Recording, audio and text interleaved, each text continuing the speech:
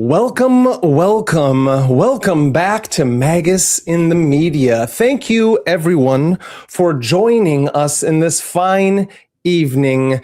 Tonight, we've got a fun one for you. A concept, an idea, a theory, and a practice that has been kind of coming in and out, waxing and waning in my mind for quite a long time. And it's something that I like to converse with my guests, with my friends, and then go through my own understanding of what it means. And that is, what does it mean to be the sovereign magician? And what I mean by that is the idea of what does it mean just to allow life to kind of unveil teachings to you, and through that way, picking up the breadcrumbs and going through life and experiencing all that it may be of it.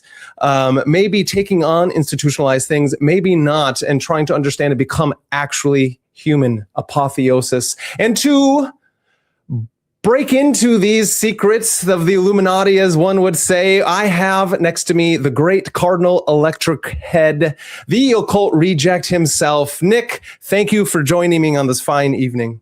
No, thank you for having me on. Again, like I always love having you on the show, and I always love coming on yours. It's always a great talk. Yeah, it's brilliant. And I feel like there's no better person to have this conversation tonight with than with you for many reasons, because as individuals on our path, magic has been one that has basically been all encompassing, no matter if we were aware of it or not. Would you agree? Yeah. Oh, yeah. And then as well as your own experiences as going within a lodge and out. And I think it's always so interesting, these lodges, which I think are very important in one right, and also interesting enough goes the way of the dodo bird, as the institution shall, is no matter how long they hold on, or can also be interesting enough, very gatekeepy. You know what I mean? Oh, no, I agree. That was even like, some of my reasons for leaving the OTO too. I felt like that might have been a situation.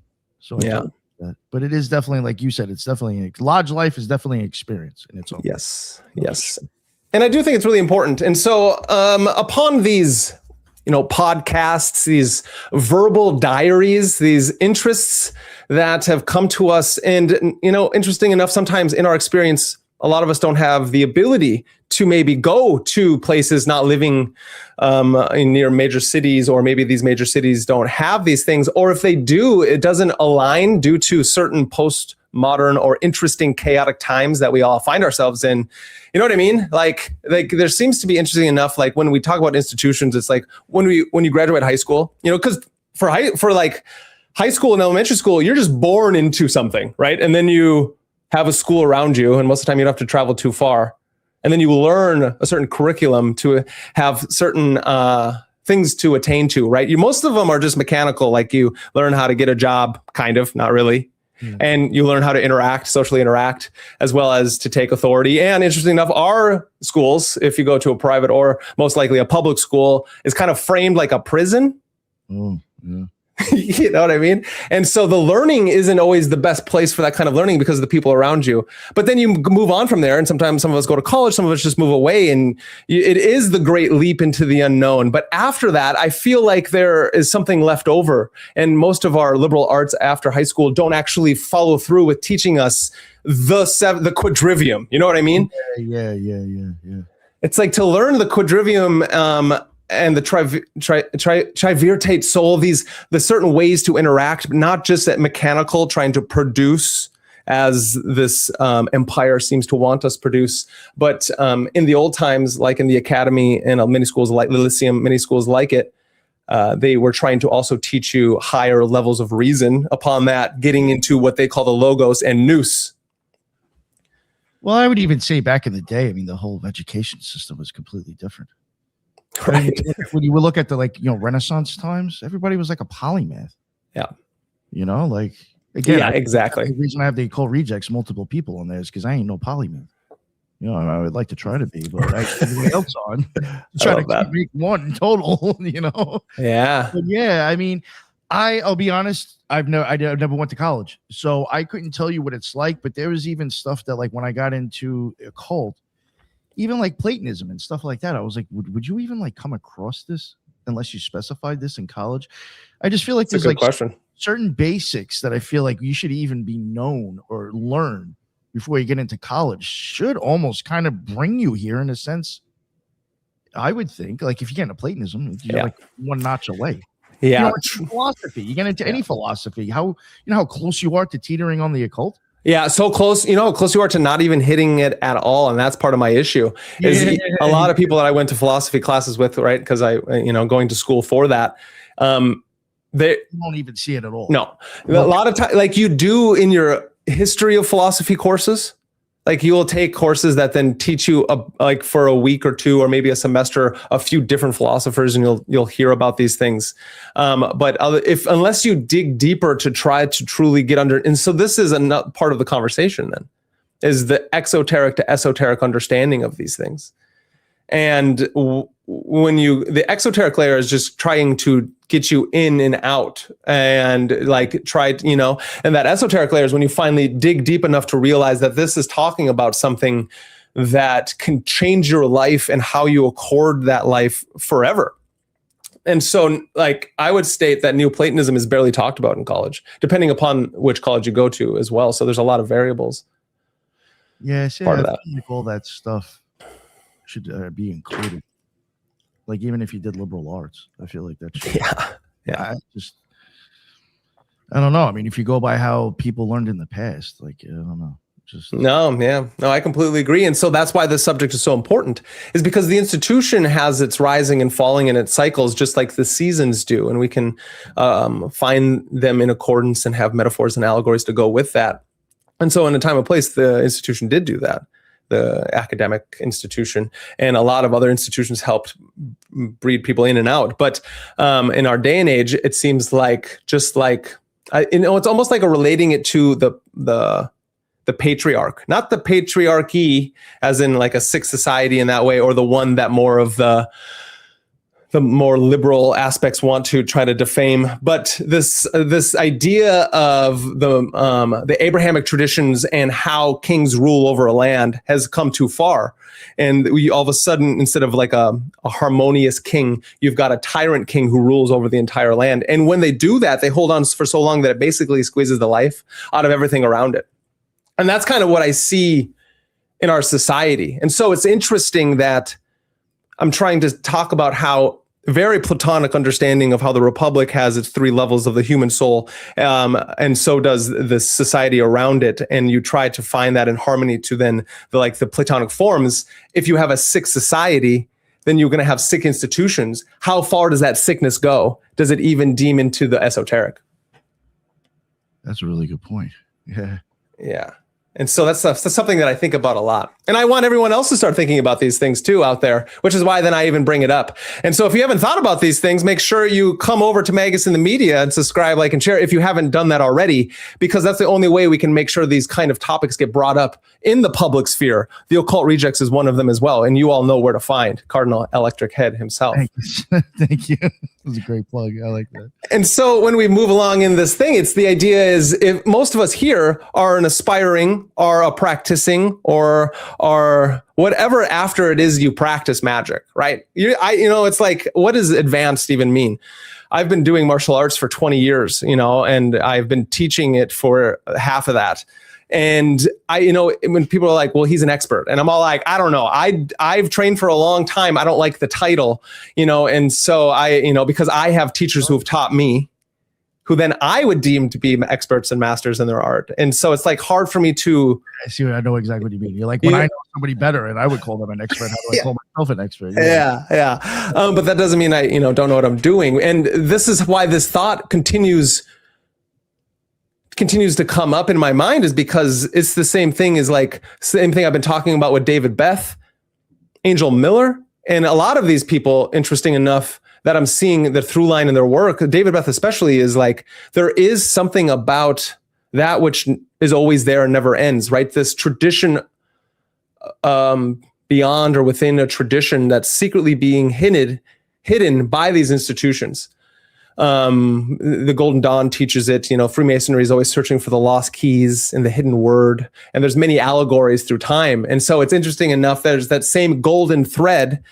There is a true tradition to follow, because I don't like to fall into the chaos magic realm where it's like a fucking free for all. And then nobody knows where their lineages are coming from. Yeah. You know, have you seen that on your, I mean, bro, you interview so many fucking people. How long have you been doing this?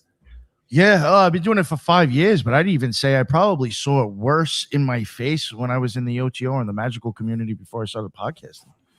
That's interesting. Yeah. I mean, and I hate to say it, that's kind of a little bit, that was something I almost kind of had an issue with the OTO with. I do respect, and I'd be the same way. All right, have at it. I'm not going to tell you what to do and what not to do. I mean, I'll even keep it real. That's even with like people on the show. If I have problems with them as being an occult reject, I'm never going to tell them to change. That's who you are. No, you know what I'm saying? I'm not going to tell you to change. I just not welcome here anymore. You don't fit. Yeah. You know what I'm saying? I would never tell someone to change because I feel like it starts getting into like fascism, and then I'm taking someone's will away. Exactly. Because you know the stupidity, you can't tell somebody to change no matter what it is anyway. Yes. Yeah, exactly. Like that's you. Like, you know what I'm saying? That's like me getting a girlfriend in the hopes I can change her and mold her to like, yeah, it's fucking silly. So yeah, I would I was a little upset with, I guess, with how it just, I feel like there needs to be, you know, this is the problem. Either people don't really, who run these things may not actually really truly know at a lower level, like at the lodge, maybe not at the top level, maybe really don't know what the fuck magic really is, or really just does have like very basics, or, you know, thinks that just doing the candle magic and the little talisman to get whatever you want throughout the day is good enough. And that's what magic is. But I feel like these places really don't prepare you or really go into the in-depths of like what it could happen or what to expect, or because they're so worried about keeping certain secrets about certain things. Mm-hmm. And I just, even after that, you know, when I had my experience with magic outside of the OTO, I was just like, what the fuck? They couldn't have told me like a little bit more about, like, I don't know. I just felt like there could have been a little bit more talk about things. No, I think that's really important. And I think that's so important. And so that goes down to I want to split off into two things. And the first thing is why I like Aleister Crowley so much. And I feel like I've been talking about him a lot lately because, I want to shoot the guy. I was like, fuck it. At this point, fuck it. I'll put out a 2-parter about Aleister. Everybody can hate me. And I find that interesting. I think it's hilarious because there's so much misinformation, and something you and I have talked about a lot about, like, if you were back in that day and age, most likely, you know, like the people around here would be more fucking bass backwards than he ever was. The reason a lot of the bad press coming from his like enemies, people didn't understand symbolism and the coding he was using, as well as he kind of was a term I like currently, a prat. You know, every once in a while he was a doucher, you know. No, I totally think that guy actually shit on people. He trolled motherfuckers. I actually believe that. And I think it's just the way he said it and did it. When people look at it, especially Thelemites, when they look at it now, they don't take it as harsh as he was being. Right. You know what I'm saying? Because it's like you wouldn't have so many thelemic social justice warriors if you really knew, which is what it probably was. Yeah. I mean, there's words, I just keep it short. I had my ex, Lisa, that used to be on the show, went down to a library that had his one of his books in handwritten notes. It was like before it was edited. That guy was dropping words in that book on the side with his notes that I'm sure if Thelemites saw, they'd be so shocked. Really? Yeah. That guy was a normal motherfucker like everybody else. Yeah. No, he had words that he used for certain types of people that people wouldn't like nowadays. Yeah. Yeah, the cultural relativism, right? Yeah. He wasn't perfect in that way, and now all you got is social justice warriors for Thelema. Yeah, it's very fascinating, and it's so fascinating. He's a shit talker himself. Yeah, and they kind of drop those types of things, and I think it's really interesting because it kind of takes the magic away at what it means to embody a practice and change through time, because his work changed so much. And I do like the main dictum of the AA and his Thelema. I don't even know if I term it being of like Thelema, but the greater lodge of AA, the idea of, magic is for all. Well, that was he said that in Magic in Theory and Practice. That's the shoe salesman. Yeah. Right. And so interesting enough, then, a lot of times we forget then the first beginning parts of, his and Dion Fortune's and the way they describe magic. And I really like it. And so why, I have my own terms as well. Manly P. Hall call it, the understanding of understanding, manipulating the forces, natural forces of nature. It's more of a Manly P. Hall, right? Or Crowley's being the science and art of causing change into conformity to your will. And then through time, this is why I'm framing it this way, through time, then it gets to the 50s and 60s and 70s with people like Timothy Leary, who did think that he was, even if he meant it allegorically, the reincarnation of Aleister Crowley and continuing his great work. And he was doing that with his techniques of consciousness change, because that is exactly what they thought Crowley was doing. Is magic is then one tool for techniques of consciousness change. And so my next step is to have the understanding of what a David Beth and this more embodied of like why I think Kung Fu or an embodied practice is so important, why yoga is so important. Is because stressed the fuck out of that. He actually kind of helped reinvigorate it, honestly. Yep. Because of Alan Bennett. Some people don't want to hear this, but even tarot kind of got reinvigorated from him. 100%. People don't like to hear that, but especially Wicca wouldn't exist if it wasn't for him. And so these are a bunch of beautiful offshootings. Again, other things that take on the secret teachings of the adeptship through the ages. And Crowley being one of the, because the why I bring it up is because the idea of the sovereign magician, and that is, because of him, he has bred more sovereign magicians through this landscape, because he also was the teacher of Isidore Rigardi, who was his secretary for a long time, who then published the Golden Dawn papers, right, in his big black brick book. And that's right. That's fascinating, because a lot of people were very upset by that. Yeah, I was going to actually say something about like, even with, if people want to look at, with Crowley, I find it funny the way, I'm not trying to stick up for this dude. I guess I am a little bit, but again, I'm not trying to put him up on a pedestal. I'm just putting it in pedestals. Frame of reference here. If conspiracy theorists was to look at what this guy was doing back in the early 1900s, when he was basically coming out and saying the occult and magic is real, everybody should have it. The churches are fucking you. The government's fucking you. And here's exactly what they use with these documents and all these papers I'm not supposed to publish. I'm going to put them out so you learn how to do this shit too. Yeah. Guy sounds like a fucking conspiracy theorist. Yeah. You know right. what I'm saying? It's just like, do people not even realize like how that all went down? Yeah, that's interesting. And then people attribute like the pentagram and the hexagram ritual that he published from the Golden Dawn is his. That's like a whole other thing. Then he gets slapped with all this shit that's not even his shit. Very true. No, that's fascinating. Yeah, but I mean, if you really think about it, I mean, that guy published shit he wasn't supposed to publish. In his equinoxes through, the Equinox papers, which are fascinating. And, to actually buy them and own them is like thousands of dollars. That's why, like in my younger years, I, thank God when the internet first started out, you could get everything in a PDF. I had a friend give me a nice like red thumb drive, very small, like 5 gigabytes maybe, but it held like all of Crowley's stuff, Rigardi's, Robert Anton Wilson's, Timothy Leary's, and I understand that. So this is something that keeps coming up. And I don't, and obviously it's because of what I'm trying to get at is how our nervous system interacts with the world through the body and how we take on imprints, right?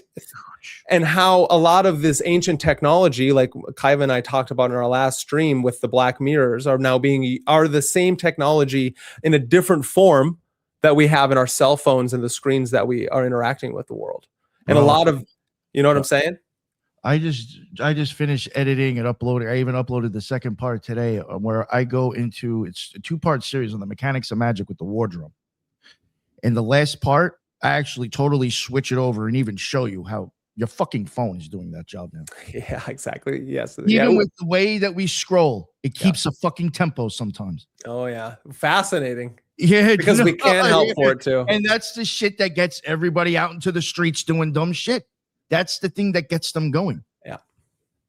Yeah. As it's like the inverted in a different way, dude. Yeah. It's putting us into the sympathetic state by agitating our limbic system, which interacts with every system we have, lymphatic, hormonal, circulatory, respiratory, which then this is what's so fascinating and why people This isn't the same. This is the same subject that we're getting at, is this sovereign magician. But what it means to be a magician, if we understand that we must use our will, to manipulate and change, the world, both in science and art, and causing this change in the world. How do you cause change in the world? Well, you're manipulating your own sense organs, which manipulates our perception, which then manipulates the world. Yeah. And I believe Crowley knew all that. Of course he did. I think that was why he pushed the yoga and the breathing so much. Of course he did, because it has to be. No, I think he knew a lot more science than that guy ever put out. Yeah. And the idea is why. And the why to me is obvious through time. And the why is because science is philosophy, is the esoteric mystical traditions. It's all integrated. And so when you're syncretizing these things, it's like bringing them from the globe of our consciousness and putting them within a melting pot. And then those teachings continue to proliferate. And through them, there is this golden thread that you can tap into, which is the secret science of everything. And those same things are what's being used against us. Yeah. At this time. Exactly. I think, you basically, if you want to have a magical experience, you're going to have to take over your own nervous system and become in control of it instead of letting all the outside stimulation do it. Yeah. And so then it goes to this idea of self-initiation. But before we can even talk about what that means, we're going back to the lodges, because I do want people to know who watch this. Again, MagusintheMedia is about myth, magic, and meaning in the stories that we love. And the idea about these stories is that they are coming from the world that we are experiencing as it's experienced through all the levels of reality. And that's the subconscious, the collective unconscious, all the aspects of every force of nature is like, because the idea is we're not material things that then sprouted an idea, but it was an idea that then formulated a body to experience the material things with. And I think that's really important. Yeah, I like that. I am interviewing Mark Booth in a week or two. I think it's in a week. And he has a series, and the first one is The Secret History of the World. And he first published that under his pen name, Jonathan Black. And then the next one was The Secret History of the Sacred, basically, of all the things. And he has one now, The Secret History of the Universe. He also did another one about the secret history of Dante, I think.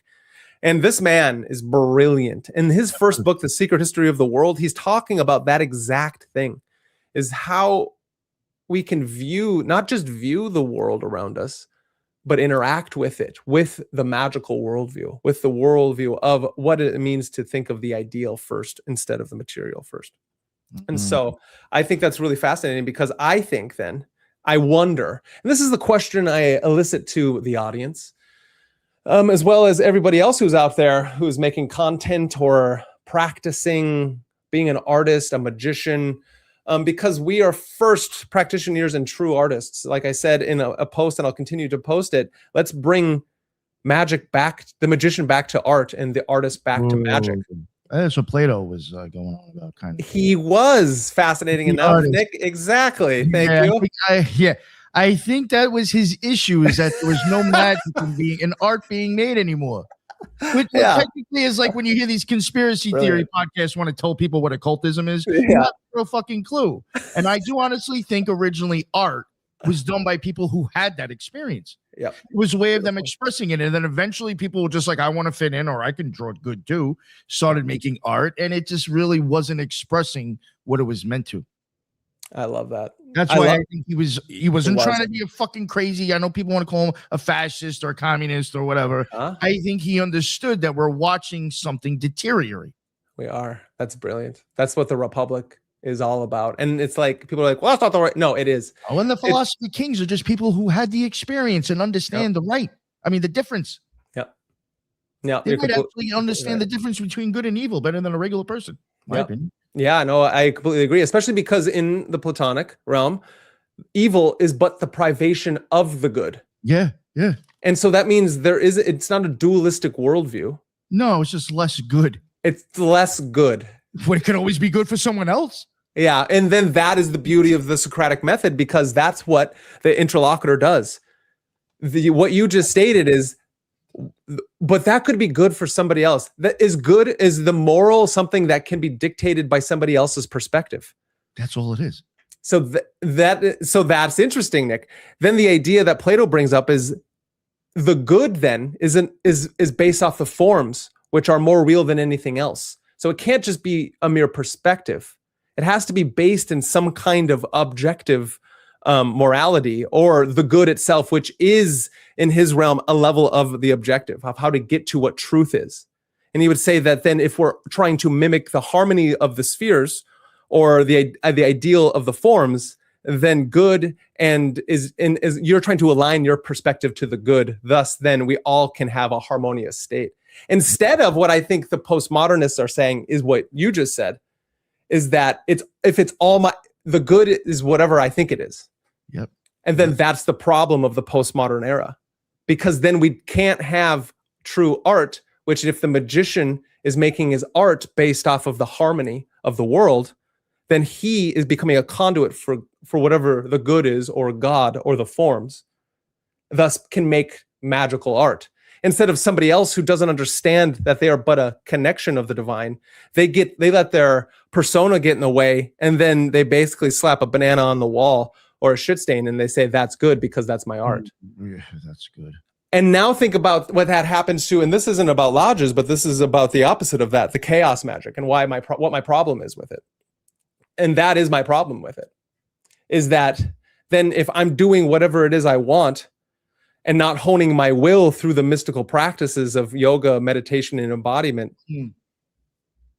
This is the thing I find a problem with chaos magic, because I found myself almost slipping into this when I first started kind of getting interested in chaos magic.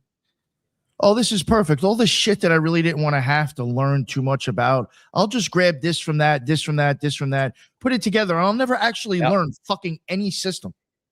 Yep. Sometimes, just like even AA's pamphlets, they're in certain classifications. They are. And some of them are there because this is known to work. Yep.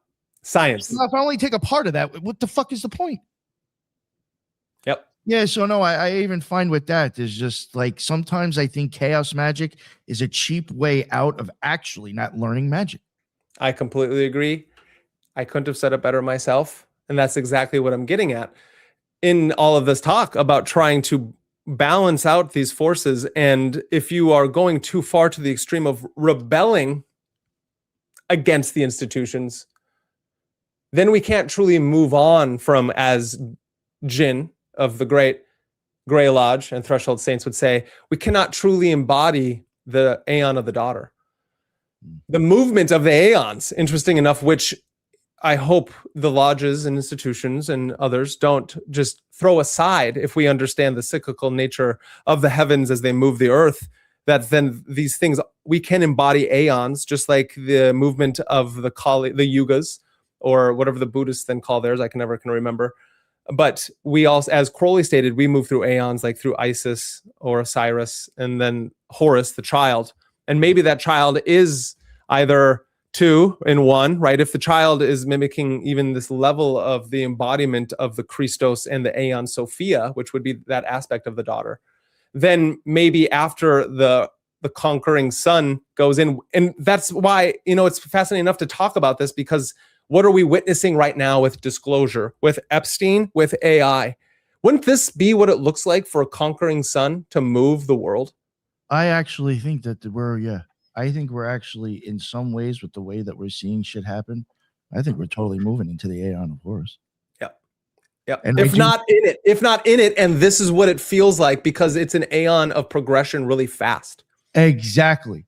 And I do think AI is going to be part of it. And I actually, my opinion, part of it is going to be not to pat ourselves on the back, but a little bit of what we're doing now. I think in the magical community, or even with the occult, how it's looked at in the world, the old system isn't going to work too much anymore. Yes. You have to also think, like, unfortunately, I have said this on the show before anything happened, but I even said months ago, I said people in the occult community are going to start dying.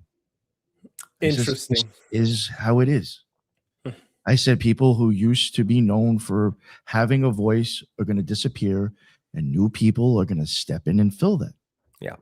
And I honestly think, like, I mean, I even mentioned, joking around, I'd love to have the guy on the show before it happens. Even look at Lon Milo. Guy's getting fucking old, man. He is old. You don't have too many faces left really representing Salim or OTO too much. Yeah, and shout out to Lon, because for real, I have his fucking book right here, and it's brilliant. No, his tarot book, I've heard great things about, and I would even, his Kabbalah books, I think, are fucking amazing. Fantastic. But, what I'm getting at is I think we're going, just because of time, age, and I do think, listen, I don't know if it's reincarnation. I don't know what it is, if it's some sort of solar shit, but I do think more people nowadays, there's going to be more magicians popping up. Yeah. It almost like you can't help it. But yes. And I do think they're going to lead the way for the next. We're going to pick up the torch where it's being left, but we're not going to do it the same fucking way. Yeah. But and this is something I was conversing about with Alan Chapman, and others, and even David Beth Lightly, with this idea, and that's kind of where I like reheard it from. And this is obvious, right? It's almost Hegelian, but it's not like you get rid of, and I think that's what's really important, is it's in a hybridized system. But what does William Blake say? You must create your own system or be enslaved by another man's, and that's a poetic allegory for all of us to understand that if every magic is for all. Right? Yeah. Every man and every woman is a star. Everybody. And so God-given right, actually. It's your God-given right.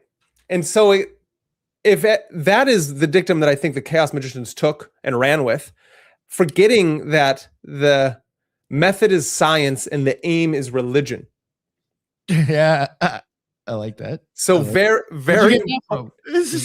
Where did I get that from? Yeah, weird. But that's what I think is going to be, like, even again, not patting ourselves on the back, but we do focus on science a lot more. Yep. Not too many fucking people do that. Yep. Even academia is starting to get a little bit more acknowledged in the occult community.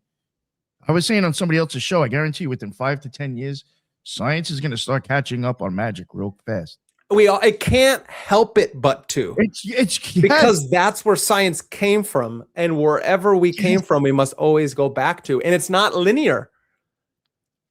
It's not linear, and that's a lot of problems with our thinking. Is then if it's not linear, that means it's not from the material to us, but the idea is ever present and lives non-locally. But then discovers that it needs itself and it needs a physical experience to move forth. And the stories of the Hindus and Buddha and all of our beautiful mythic stories of the nothingness, which is everythingness, then sees itself, thus creating its like reflection. And then from its reflection creates all space and time. And so this is again why with MagusintheMedia, I'm so much focusing on the mythological structures of the embodied experience, because it's not, as Joseph Campbell talked about, the myths live in our organs. Oh, I believe that in so many ways, actually. It's so many ways. And if we can understand it in so many ways, that not getting locked within the Aristotelian syllogism, this or the Aristotelian logic of this is that. And it is, because that's how so Aristotle, and I have a few books that Gerson argues that Aristotle, here, interesting to go back to philosophy, is a lot of professors argue that Aristotle hated or disliked or moved away from Platonism and created Aristotelianism, right? That would then do exactly what Descartes did earlier, but in a different way. So Descartes creates his body-mind separation, his cogito, from Aristotelianism, basically. But I argue, and Gerson argues, that actually the harmonists in that time frame were showing that, and if you read Aristotle's work, you can see he himself was a Platonist, and then writing it through his experience of trying to understand the world, taking on that aspect instead of the rational ideal realm. He knew where Platonism need to continue onward, so then you could move a civilization through. He created Alexander the Great. Aristotle was the teacher of this guy, the warrior king that then people like Peter Mark Adams would come to realize in his Saturn. Oh, you know, I gotta get him back on again. Yes, you do. Saturn, the Game of Death. This book is showing how this deck, decoding the Sola Busca Taroki, that this deck itself, he studied for so long because he realized that this tarot deck wasn't quite like other tarot decks. Why is this guy beheading this other guy through this eye? Why was it a little more dark? What he figures out in this is that this is actually the game of Saturn, this idea that within this tarot deck, it was teaching kings and princes in this time frame how to lead their whole civilization as they went on war campaigns, ascending them into the likes of Alexander, who was doing the likes of Apollo or Ammon. And that this same ritual and myth moves forward. And through this deck, if you understand the symbolism, it will turn you into a god man, which is the exact same thing that magicians are trying to do if they're doing the great work. You know, it's funny. You saying that phrase, God man, probably like, oh. Yeah. You know what I'm saying? But like, I'm gonna, for real. I think any serious magician that's doing this for the right reason knows exactly what you meant, but it's just that phrase sounds funny and scary to use because people will run with that shit. But yes, no, you are really, I totally get what you're saying. Isn't that what we're supposed to be doing? Isn't that what we're supposed to be doing? And so this is fascinating enough. This, if everyone can hear me, this is something that it is the Promethean spark and fire that should move through all of us. And again, to bring it back, no one should be limited by their distance to places or their inability to witness the grandeur of the beatific vision of God. And so initiation is for all, since it is just the beginning and we shall go through many initiations. And I understand. So then the argument is that like with Golden Dawn or Martinism or maybe even the Masons, which I'll be honest, if they accept me, I most likely, if I ever apply, that would be the one I would only do because I don't want to be a part of any magical tradition. Oh, the Masons? I do want to be the part of the Masons. Not for the educational reasons. Educational. I like the idea of having a group of men. That's something that Angel Miller and I talked about, which is coming out tomorrow if I can finish it tonight. My conversation with him. Totally different experience. Oh, I hate to say it, and I'm not knocking. It's just, it is what it is about humans. Like, it's just, that's got to be a totally different experience because there ain't, you know what I'm getting at here with, having, I mean, even with my experience at the OTO, it wasn't like motherfuckers weren't too thirsty, but like you could tell that like the sex is being mixed up. You may not be totally focused as true. much. Beautiful thing about Masonry is that it's not like that because it is only men, right? And so that is the reason, so everyone knows me, again, Nick and I are different, why I think it'd be beautiful to have that experience like the first time I went out hunting and shot a deer with my father. Because as a man who has I have my own history with my own father issues, right? And I think that, which is something Angel and I talked about, was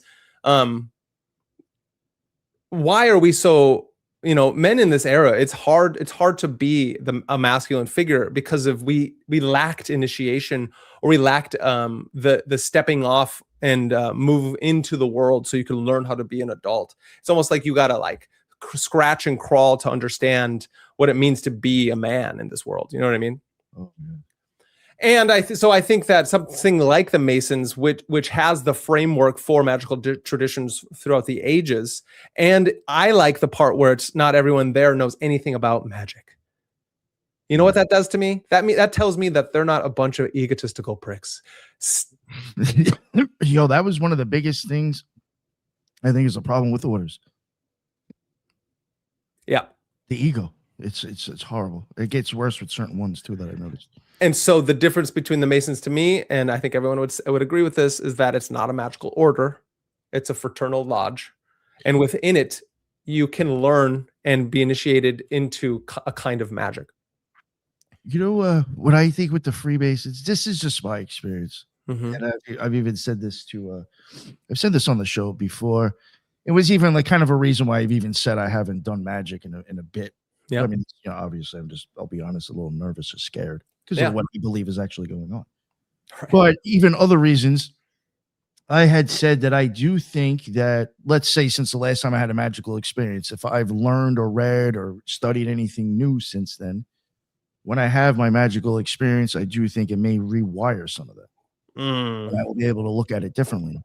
If you look Beautiful. at Freemasonry, you Beautiful. actually, if you were to learn and study everything that they actually suggest and what the OGs were talking about, and then had a magical experience, you'd probably be a fucking genius. Nailed it. Thank you. That's exactly what I wanted you to say. Oh no, I've even thought about completely. Join Freemasonry and read the books in their library. Yeah. And then go ride the lightning. I was like, I'd be fucking insanely smart, probably. Yeah. No, it's because of, I think hidden within that, as we can see, lies the quadrivium.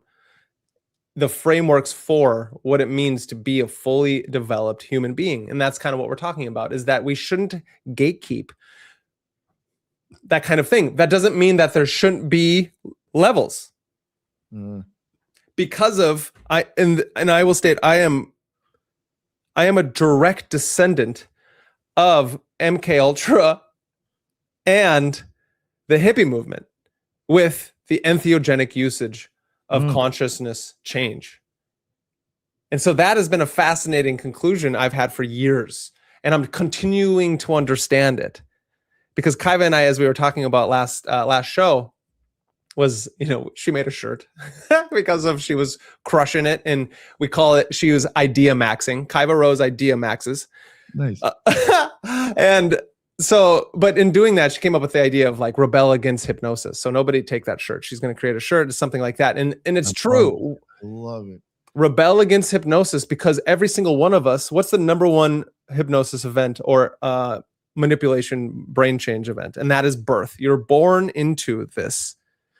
And none of you can tell me that you ever remember not being here. And I think that's a really good exercise. I want you to think, have I ever not been here?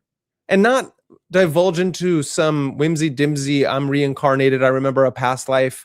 Doesn't mean you can't. But the idea brings us to just that. If I don't remember not being here, then I need to rework how I view reality itself. And then this death kind of ideal or birth ideal then can become exactly what they are. Obviously, I was born into a body. But then if I don't not ever being here, then consciousness is something different than an on-off switch. Because here and there tend to be a language structure. And I need to rework then, going back to what I'm continually trying to talk about, is the idea we all stem from consciousness outward. But it's not panpsychism where I just think my way into being, because it's different than that. It's the idea of there's this embodied universe that is a magical universe. And magic moves all things. So then the idea of gatekeeping levels of initiation, or saying that somebody can't be initiated by their experiences if those experiences lead you to that experience, a state change of consciousness. I then think we're all being initiated into the next civilization right now. Oh, yeah. Yeah, no, I think that's, that might have almost been a better thing that I should have said with the Aeon of Horus. Yeah. With more occultists and magicians popping up, I think like we're kind of going through an initiation in a way. I totally agree with that. And yes, Kimmy, 99A, you are correct. Freemasonry is also an astral school as much as an earthly. And I want us to define our terms, because we're philosophers here at MagusintheMedia and the Occult Rejects. The idea of being a philosopher is that we define what we mean and we don't fall into whimsy-nimsy abstractions or new agey spiritual nonsense. Just as much as that we don't fall into the material, just plain dead mechanistic worldview. And so, yes, Manly P. Hall, in his Lost Keys of Freemasonry, states that talking about Freemasonry, you can go through, I mean, you and I were just talking about this before, you can go through all the initiatory levels of the 3 grades and still not be initiated into the astral temple of the lodge. There was people I knew, not in my lodge in the OTO, that in my opinion were at degrees they did not deserve to be at. I'm like, yo, there was a chick, and I could have been a dude for all I care. There was a chick that was in another lodge, and she was 3rd degree, and I was talking to her. I met her in a Thelemic Facebook group, and I know that she had like some position that I was like trying to go for at my lodge, and I wanted to ask her about it a little bit here and there. and just to get an idea what it was like. And in between that time, I was like, oh, what degree are you? Can we talk about that? Yeah. And she told me, she was 3rd degree. And I was like, I went to go ask her something about like the lesser banishing ritual of the pentagram. And she was like, she's like, I just started a few weeks ago, started doing Resh. I haven't done that yet. I'm like, how the fuck did you get to like, you're just showing up to the OTO and that's all you're doing. It's crazy. And then it goes on to let me know that there was a Noticon coming up, and asked if I was married, and if I was, would it be okay with my wife that her husband lets dudes gangbang her there? Shut up. Shut up. I swear to God. I swear to God. Up, Nick. It was asking, I was just like, what the fuck is going on? And I did not do it. I never went to Noticon. It's almost like okay, so as Magus in the media is both myth, magic, and meaning, we're real human beings who also I like to bring in anime and comic book realms, and so that sounds like some fucking like con, like a con. It's right. It's like a con, like a Comic-Con or something like that, like an anime one or whatever. And supposedly, I've never been to one actually, as much as I'm into anime and comic books. But I've heard stories in the YouTube spheres of crazy shit going on in back rooms, and it's interesting enough. That's got its own levels of being a noob, a weeb, and whatnot. And so that's what fascinates me is like, I don't understand why that's needed. I remember my friend Jordan's like, because we thought we might have been going, but at that point I was already knew I wasn't going. At one point we thought we might have gone, and my friend Jordan's like, what the fuck, Jugs, right? Because I think at the time we may have only been Minerva. I can't remember what degree we were at, but he was like, he's like, if we get shoulder tapped, that's like, they're probably going to get asked if you want to go back to so-and-so's room later on, and it's probably an orgy. And I was like, are you shitting me? Yeah, that's. I was like there's already this whole sequence of events that is known. You know what I'm saying? Like I condemn that action. I condemn that action. Magus in the media condemns that action. I don't give a fuck who I'm you not are. Fruit and I'm not vanilla, but that shit just has no purpose on people. No, it's like the hippie shit with polyamory and all that shit. It's just going there to be freaks and not learn anything. That's exactly it. And so it goes back to exactly why when I post things, your lower demons. That's exactly it. That's exactly it. Rejected by the rejects. Thanks, Howard. It's true. It's like to be a rebel means it's like the same thing as being an outlaw. We're not criminals. Outlaws live by a code. And it's really important. And I steal this, and if I would read it out loud, and I can't, I could find it. Tom Robbins in what is it? Do Cowgirls Dream of Electric Blues, or Still Life of Woodpecker? It's called Still Life of Woodpecker. He has a whole idea. He writes that he's one of the greatest writers of all time. Has this whole line about the outlaw. And I think it's really important because the kind of codes, and it's the same thing as the magicians and the occultists, which is then why I do agree and like the idea of the Hermetic Order of the Golden Dawn. And all of you Dawnians out there, I want you to know, like, I learned so much from Regardi's Big Black Book, from reading about the Golden Dawn, from every person who was in the lodge, even from the people stuff. Even for people who are in the lodges right now, as they write, I'm like, thank you. I'm learning. Thank you. I hear you. And I see that you have a part of the golden thread of the adepts of the ages, the secret of the prophets and the philosopher's stone itself. And it's really important. And so it's interesting enough, when people ask me like how you got into this, what did you do? I have to be as honest as possible. Is that like I fell into this just like everybody else did in their own right through my experiences with life and experience. And I think that's how initiation works. But there is levels to this shit. And that's why I talk about the Matrix so much. That's why I talk about what it means to be an NPC or a mundane individual, and then actually falling and taking the red pill or getting outside of it and being able to see the code behind the curtains, because that's what magic is for then. We were just talking about the self-initiation, and we're talking about orders and stuff. I don't want to jump into it too much, but I know this is where we're probably heading anyway. But like when it comes to my experience with orders, now even in the OTO, I had heard countless times. I have heard it when rituals were done. I've heard it at, people just bullshitting and talking. I've heard it, before a Gnostic mass. People say the magic happens at home. Like, for real, it happens alone. Oh, so the one thing, though, that I don't understand then is like, all right, I understand that it's going to happen by yourself.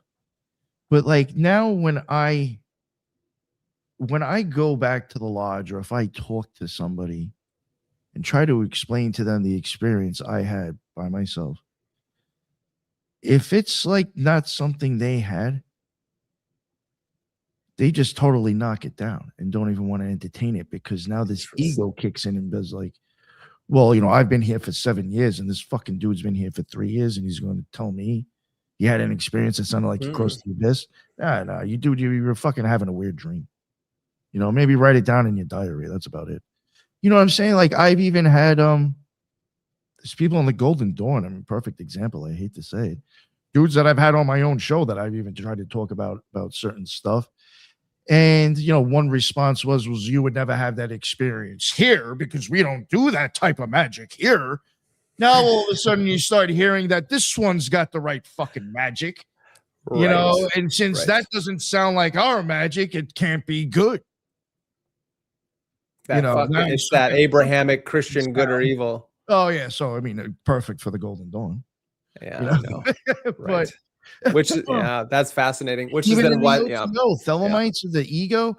That's the problem with what I'm going to get at with the initiations, that maybe not technically somewhat gatekeeping, but I do think, unfortunately, it wasn't like it used to be. And I think a lot of people that had roles and that have even made it up in degrees actually don't probably belong there, but they need spaces to fill. Yeah. We need a secretary. We need this. We need that. So we're going to have to give it to somebody. So you'll have these people that will get looked at or put upon on pedestals that shouldn't be, just because they've been there longer, or they have a higher degree, or they have a certain job inside the lodge. You look at them differently. And when you go to these people that may not exactly even have an idea of what the fuck magic is and try to tell them, they're going to knock it the fuck down because they've never had that experience. And if I admit that this fucking dude who just joined did, obviously I'm not doing something right. I'm my biggest fan inside my head. So I do think that, like, unfortunately, like, even with orders, even if they're not gatekeeping it, I think just unfortunately the people that are in positions that people would normally go to lack the experience, but yet have authority. And I think people who actually have an experience just may get played off. Yeah, that's fascinating. Yeah, I agree, because it's not wanting to, it almost feels like, and I experienced that here on podcasting with people in orders. So like, I'm really seeing a thing with orders. You know what I'm saying? It's funny. Anybody I know that isn't in an order will entertain my shit more. Right. Because they haven't become myopic in their thinking. Or Golden Dawn, especially Golden Dawn, my fucking stories or my science, even bringing my science into it. Oh no, we can't have that. This has got to be woo comic book shit now. We can't destroy my Marvel fucking comic book idea of what magic is. I love that. Interesting enough that they that's great. Why I love science, this is what makes me think, is like, it's almost like Paul Muad'Dib. I always bring up Dune, and this is why, because Paul Muad'Dib does what the Bene Gesserit cannot. And he has the ability to basically like tap into the golden thread. He goes farther in the spice trance with the elixir of life than any Mother Superior can. We have to remember, so in the allegorical realm, these mystery schools and these institutions, like the Bene Gesserit, which is one of them, is where we get the Jedi orders, right? These are all allegories to even what's going on to this day. They are trained in the art of yoga, the science of spirituality. They do, instead of pranayama, they call it prana bindu training, where they have the ability to control their breath. And in then controlling their breath, they have the ability to control every nerve in their entire body. Dude, some of the shit that I even covered on my breathing thing, or certain shit with yoga that I've even covered. The Tumo G or G Tumo, whatever that is again. Yeah. Yo, these motherfuckers, they're literally heating themselves up. Yep, Tumo, the fire breathing. They'll put wet blankets on them and go sit outside and go do their shit, and they'll dry up the blanket. That's how fucking warm they get. Oh yeah, isn't it brilliant? Like they're literally changing their body temperature through meditation. And that is exactly the stories you hear from the mythology and actual life and legends of real. the East, of your kung fu meditations and look like they're not even really alive. Yep. To control the breath. When they do die, it takes months for decomposition for some reason on these dudes. Yeah, that's great. And no, I love that. And so the idea then is being that they were both wanting to bring upon the Keyswatch Heteroc, basically this supra-human, still human, the fully developed human, and they were trying to birth it through their eugenics process. Interesting enough, that's how they get Paul, and that's how Paul basically does what he does, and that's where you get all of Dune. And so he can see farther into the future. He has prescience. He can see through time, space itself. And I feel like, interesting enough, that is the purpose of these lodges, is to produce, right? If we are all who shall help the widow's son? Well, what does it mean to be the widow's son? As well as, what does it mean to be the master of the temple? To be Solomon, right? What's one of the very mythologies that you're trying to accomplish while going through Freemasonry? If you're trying to go through the Golden Dawn, you're trying to reach, right, apotheosis. You're trying to instill yourself with theurgia, going through theurgia, right? And huge. And it's huge because of you're trying to. It's called anagogic. You're trying to have an anagogic experience, an ascent into the divine. But you're also, there's the descent, which I can't remember the name right now, just because we're just chatting. I can never remember everything. But there's a descent into the underworld. And you must do both. And that's why I like this magic mysticism complexity and not losing ourselves to the abstraction of ascending, but having the experience here now. And I think that's what Iamblichus was truly trying to do, the Neoplatonist, who was taking on the work of Plato. Julian called him the great Plato returned, type of idea. But I just continue to want to get back to this, is that it's not a little bit more ritualistic, him, or no? Iamblichus? Yeah. Oh, yeah. He adds the true levels of mysticism. Yeah, I remember there was some Neoplatonists I was looking into that I was like, oh, this guy actually kind of gets into ritualistic shit. It's completely. Yeah. So his Neoplatonism at that time for him was super Hellenized. And so he was definitely taking on a lot of the Chaldean, because he's also speaking about the Chaldean oracles, which is then the Julian, and his son Julian, these whatever they were, so it's not Chaldean at all. But the idea is that all these rituals, very hermetic, taking on the spirit of the Logos and the Nous, and at that time frame, all the ritualistic magic that was going on as well. So getting into that divine God working is to turn yourself into this vessel of this ecstatic mystical state. And really important, interesting enough, it's almost like those things don't exist without the frameworks that certain people through the ages have brought back. And yes, a lot of these people have learned, like Crowley wouldn't be Crowley without the Golden Dawn or Masonry, because there would be no Crowley without or Golden Dawn without Masonry. No, I agree with that. His experience of that stuff, I think, helped him get his own system going. And he had, my opinion, I think he had a magical experience due to his prior stuff, and then created his own system on how he saw things. Yeah, it took some liberties shit, and maybe changed it a little bit, reworded it a little bit, like all us magicians do anyway. You know what I'm saying? Which is a little bit more than others. Yeah. And then to weave back into this conversation that we're having, the work of Robert Anton Wilson, Timothy Leary, and John C. Lilly, it's really important to understand that these are techniques for consciousness change.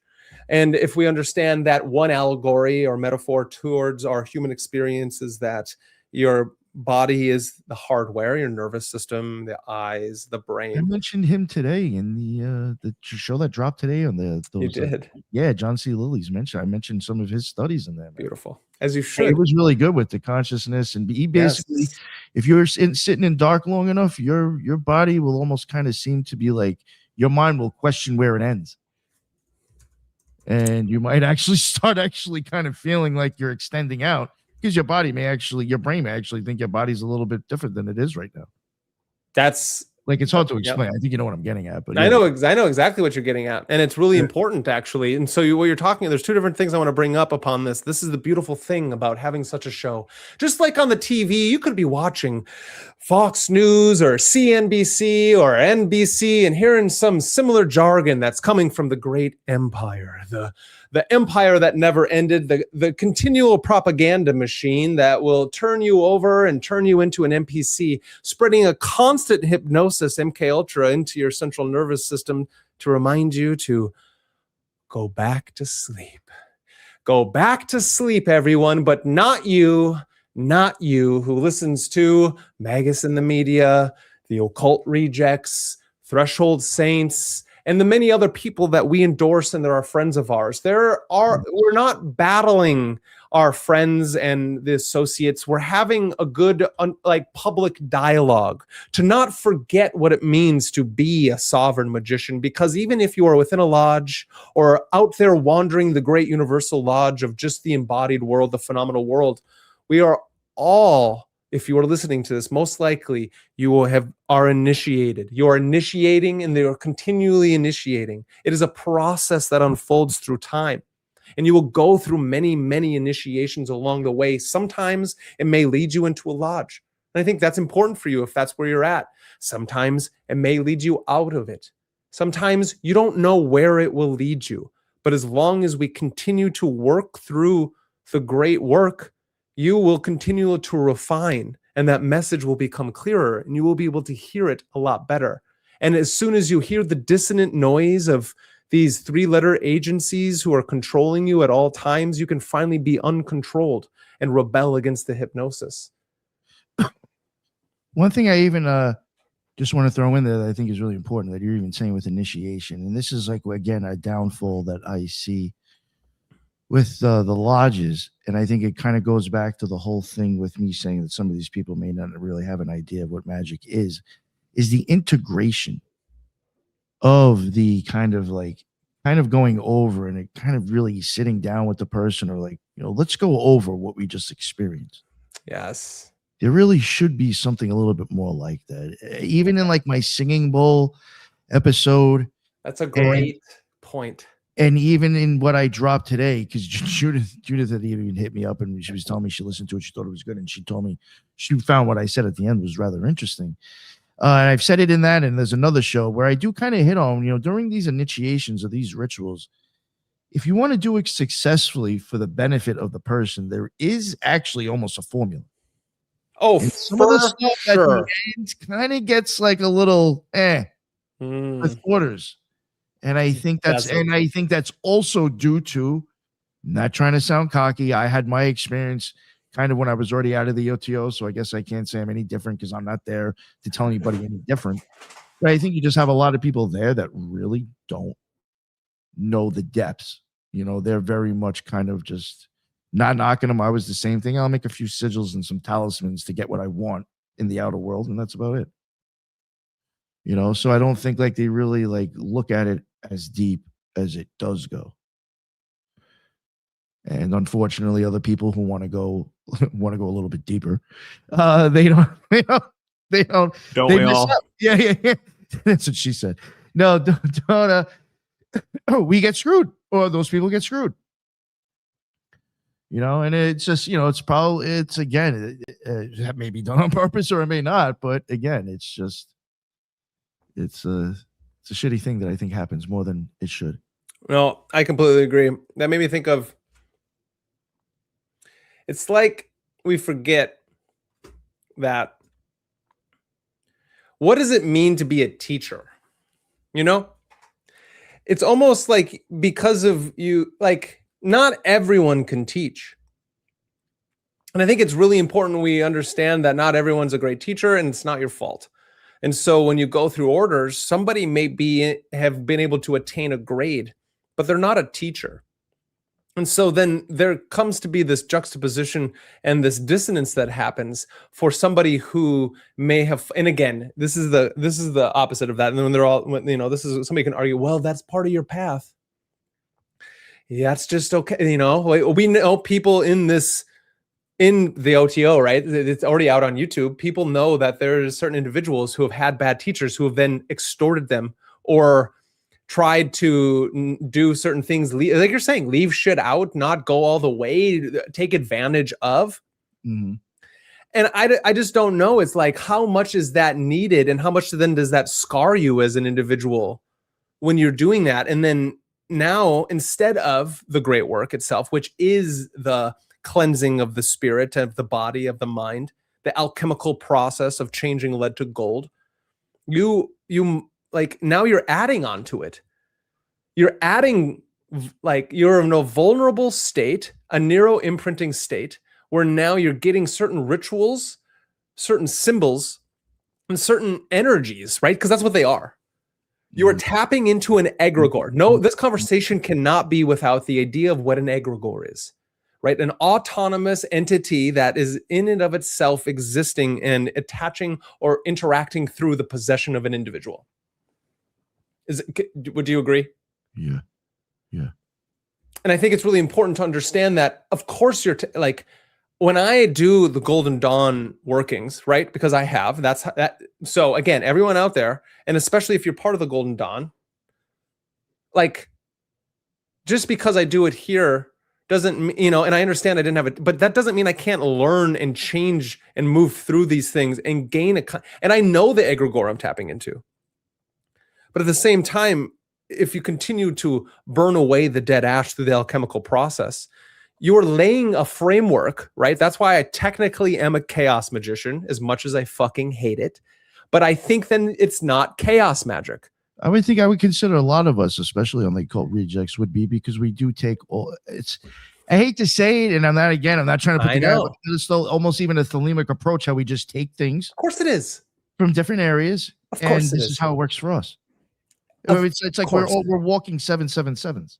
Yes, and that is why Crowley is so brilliant, because he was teaching people that is what you must be. He tells you in his book of correspondences, 777, that this is mine and you must make your own, but here's what I've found out in my science. Because our method is science, our aim is religion. Our method is to be our own our hermeticist. A true hermetic philosopher is one who is their own scientist. Yep. And upon doing that, you are tapping into the syncretic initiation of moving through myth, magic, and meaning through the world. You become a sovereign magician.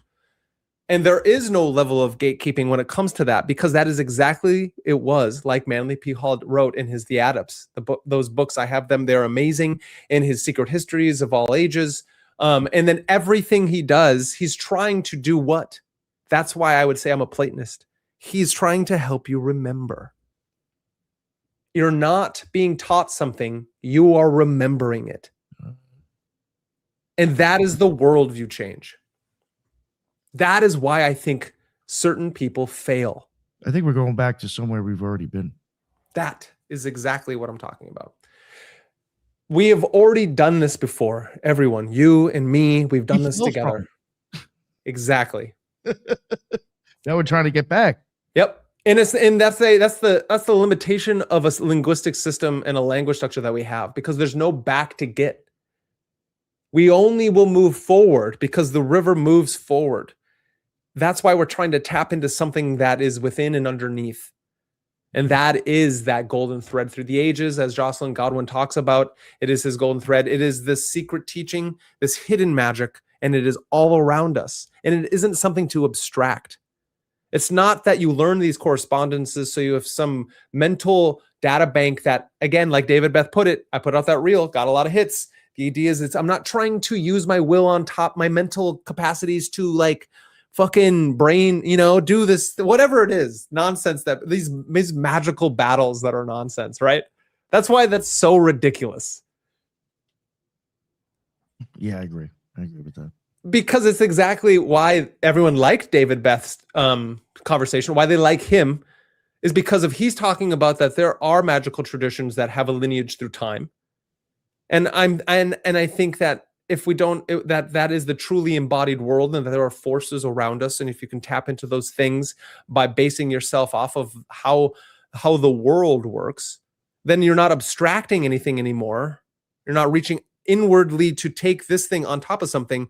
You're moving with the rhythm of the moon and tide then. And then it's a sympathy. It becomes sympathetic magic. Same thing that these people are talking about. And brilliantly, there's a lot of great magicians out there right now that have come from lodges and that I respect. Oh yeah. It's just really important to know that if magic is for all and that we can all tap into it at any time, and if this world is moving into the age of chaos and from the old Assyrian Osiris model of the rising and the dying god, it's what I'm trying to say is it's time to move on. It's time to take on the next step. And that is the syncretic understanding of these things. Where did the Golden Dawn get their papers from? Yeah. You know? Right? You know. From the Freemasons. Where did as in Mathers, Woolridge, and Westcott? These three characters got these manuscripts from where? No one knows. That's my point. They say they know. Some think Mathers made it up. These three people made it up. Some say it came from from Sprengler, right? The woman. That stuff I know what you're talking about. Yeah, and then there's another thing is that it like came from some secret chiefs through time and located on their. This is why I'm continually to always talk about the understanding of what perception is that there is a tradition. They did get something. They have tapped into it, and I find it really important. But the thing is your people made it up.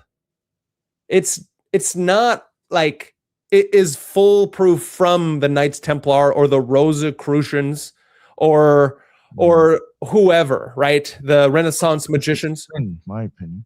Who? It's a Rosicrucian spinoff.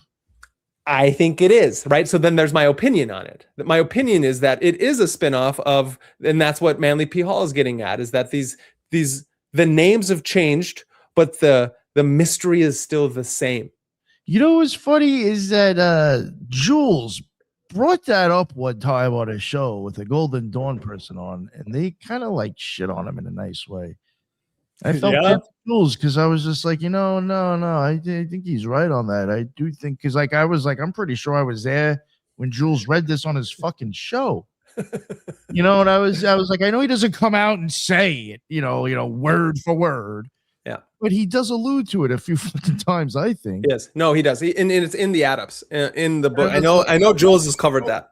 Yeah, I was like, oh, geez, okay. It's the idea is it's one ginormous puzzle, and we're just putting the pieces together, and you see this map, and there is the OTO's Rosicrucian. Of course, it is. The OTO is Freemasonic, and the OTO stems from the Freemasons. Again, even with the voice and the vision. Was that it? Yeah, that was the book. That was that you went and checked out. Even in that book, Blavatsky. Oh no, I'm talking about the Crowleys. Vision. Oh yeah. Nice. It was that book. Even in that book, like how he would do it, he would have the left page would be like his notes or his gematria, which a lot of it was gematria, and then the right hand side of the page is what he would write out. So one side was always kind of like for him figuring out, I guess, what he was going to eventually put down. There was so many times that guy is doing the math for Rose. Oh, I like that. So it's obviously not her. Yeah. No, of course not. So I even wonder, with all that Rose stuff thrown in there, is that even a little tip to Rosicrucianism? I like that. And I like that because of, again, why it's so important to, and I wish it was that these people would bring up, because this is one of the things. Why science fiction is so important is because of these are our prophets and visionaries of our time, right? Science fiction is how these people were experiencing their life and discovering these alternate worlds, like a Philip K. Dick. He may have gone mad, but I think that the understanding is that he still was a magician of the highest order.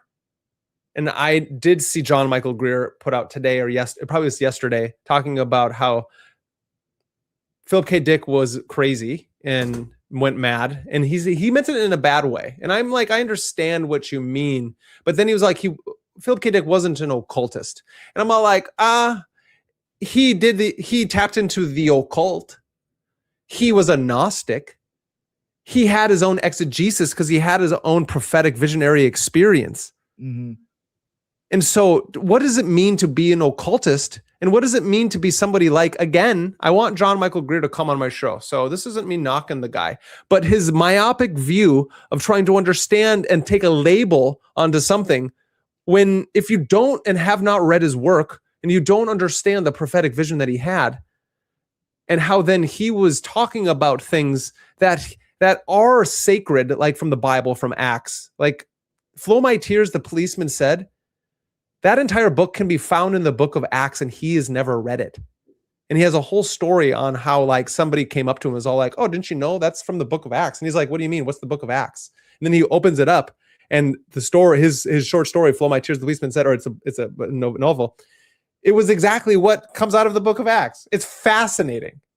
And so to say that he's not having some religious experience would then to dissipate the term of what it means to be occult, something of the hidden knowledge. And I myself, I can't say I have much of an idea. A lot of stuff I say, it's always a theory or it's just from my experience, but I don't think I'm claiming I'm right on everything. But one thing I will like to say, I think this might help kind of maybe a little bit of what you're getting at. I might be taking it a little bit too far here, but like you were saying with John Michael Greer and even other people, and I think part of the show too was kind of, I know you had ideas of like, like maybe basics for like, like newer magicians or things to look out for. Yeah. If you were to go look at, I'd say go about 300-400 years back in the past and go from 1700s all the way back to like fucking Empedocles or even Plato. But Empedocles, I think, might be even a little bit farther back. It is, yeah. Go look at what those occultists, alchemists, whatever they call themselves then, were into and didn't deny was part of the occult and magic. And then if you look at today, certain people, how they will probably knock off 60% of that shit now, if they, not even realizing it. That's probably not the best pick. If you really want to get a good idea of what magic was. I would even say, like, fuck anybody that's even around at all and go start looking at Renaissance motherfuckers. Oh, yeah. You know what I'm saying? Like, it's stuff like that. It's just like, again, like you get a lot of people that, again, I think have a lot of great stuff to offer, but then are also very quick at cutting off a lot of the stuff that even the people that they even aspire to were looking at to begin with, too. Yes. Which I find very weird. It's like, well, if you know who Robert Flood is, or you know who this person is, that person is, but you don't want to entertain the eyeballs, the brain, or the nervous system, or even fucking blood pressure. Because Robert Flood was big with that in the time. Whatever. Like, you don't even want to look at any of that physiology, but like all they were. Like it's just weird how like you'll even get like a lot of these, people that look at these old timers, but like doesn't even acknowledge half the shit that they were doing. How the fuck? Where's that disconnect? Yeah, I wonder that. That's actually a great question. Yeah, no, that is something I'm getting at. No, you nailed it. There's a disconnect. I think the thing is, what the problem is too, is that unfortunately the reason why they're so well known is that they got real good at one or two things. Yeah. Yeah, no, that's genius. And it's genius because I'm rereading Rituals and Dogma by Eliphas Levi. And it's brilliant. So I'm reading it and listening to it when I mow the lawn. And so that means I get different things from it. Because while I'm mowing the lawn, I'm stuck with it and it's like in my ear, and my lawn is like 3.5 hours long on a rider. And so I'm in Eliphas Levi's head. And I will say again, John Michael Greer helped edit that. He has a few of his books are really good. So it's not about him. Again, we both want, come on the show. Let's talk about it. The idea is that when we get so close-minded and specialized, that specialization, as Timothy Leary says, is for insects. And so, yes, learn one kick and practice it 10,000 times. Because that's how I teach martial arts, is like, we're going to do this right now, and I want you to only train. And then through time, like the building blocks, we're going to add on new things, because some of us have the ability to take in a lot of information, and through time we learn a lot of different things because we've mastered the basics. And I think that is something that a lot of people have done and done really well for themselves. So not only get really good at one thing, they then have mastered the basics, and that is what people need. And I think that is what the Golden Dawn gives, the basics. You know what I would even say, even for people that this is probably the biggest advice if somebody wanted to get involved in the OTO. I'm going to keep it real. Yeah. I think even when it comes to Crowley, or even once again into Thelema, it just has really nothing to do with the OTO specific. You know, if you want to kind of get into Crowley's stuff, I even think of Thelemic stuff. And I would hope that when he aligned the Gnostic Mass, you know, the way he did it with the EGC and all that like the saints that were on there, like he somewhat put thought into like accepting that worked okay with, you know, because there's saints and then there's ones that he added. Yeah. But, you know, so like, I guess what I'm getting at is that like, you know, I hope that was all put into some thought. I think, which again is where it's like, you know, this is even proving again, where the fuck is the disconnect? Because even if you were going to look at the saints that are named, that in the Gnostic Mass that you're doing in an OTO lodge, the ones that even just have to be read, not the ones that can be skipped or added in. Then if you look at the people that he added to the list, if you go and look at their work, how like they're not talking about most of that shit that they were talking about. Again, you're leaving out the body, the brain, the eyeballs, and all sorts of weird shit that a lot of those people were entertaining back then. Yeah, back then, and in the 60s and 70s with Robert Anton Wilson, Timothy Leary, and John C. Lilly, which is why it came up with your work, is because of all of a sudden you realize, to go back to what you were talking about, is the deprivation tank was created to help the nervous system reach ecstatic states through his understanding of consciousness and techniques of consciousness change. Yeah. I mentioned that shit. Exactly why he started that. It's fucking wild that. Yeah. Yep. And so then we get the 8 circuits of the human biocomputer. And that was John C. Lilly through his LSD experiments and dolphin experiments. And if you're in the normal everyday world, just like you always say, it's not all dicks and demons. Well, it was dicks and dolphins in that one. And then for that one, it's not all dicks and dolphins, right? That's just so fucking true. And it's so funny. But like when you read his book, it's like he talks about his experiences with the dolphins. I read it. I don't know. Find it for me where he's talking about he's doing sexual things with them. Maybe he is. Maybe he alludes to it. Or maybe he's trying to talk about something where it's like, I was on high dosages of a lysergic acid. And it was the girl really who was kind of the one who was down with doing all of it. Yeah, supposedly. So we should do a whole show. We'll read his book. Even her story is just like, oh, she just showed up and wanted to volunteer. It's strange. People have strange things. And it's strange when you're in. So get this. I'm not for bestiality, right? Bad. Obviously, right? I'm a highly monogamous man who loves my girlfriend and women. And so animals don't do it for me. Right? Shoot. Well, it's even another thing, just real quick. Most occultists, and that's a funny thing, even with not that I am one or trying to stick up for them, but even with Satanists, they'll actually look at animals probably like better than humans. Yeah. You know they do. Like, oh, they must be fucking animals or sacrificing animals. It's like, yo, we actually kind of look at animals better than the rest of you motherfuckers. Why would I do that? That's hilarious. I'm not gonna cut your head off to the chickens. That's fucking hilarious. And Weird Walk, that's fucking hilarious. Weird Walk, if dolphins didn't want it, they wouldn't have blowholes. They're asking for it. And then the question is, what was the dolphin wearing, right?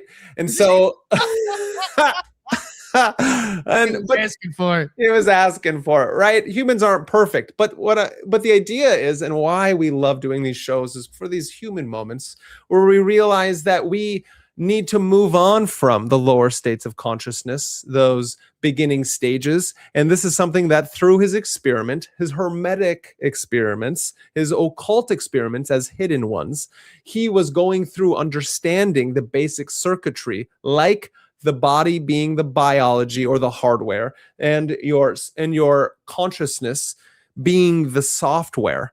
That yes, you have your consciousness, but then you have certain programs that run in these different circuits. And that is what he's talking about, is that through certain states, and he used the deprivation tank and ketamine, as well as lysergic acid diethylamide. He used LSD and had these experiments to understand his consciousness, thus creating the 8-circuit model.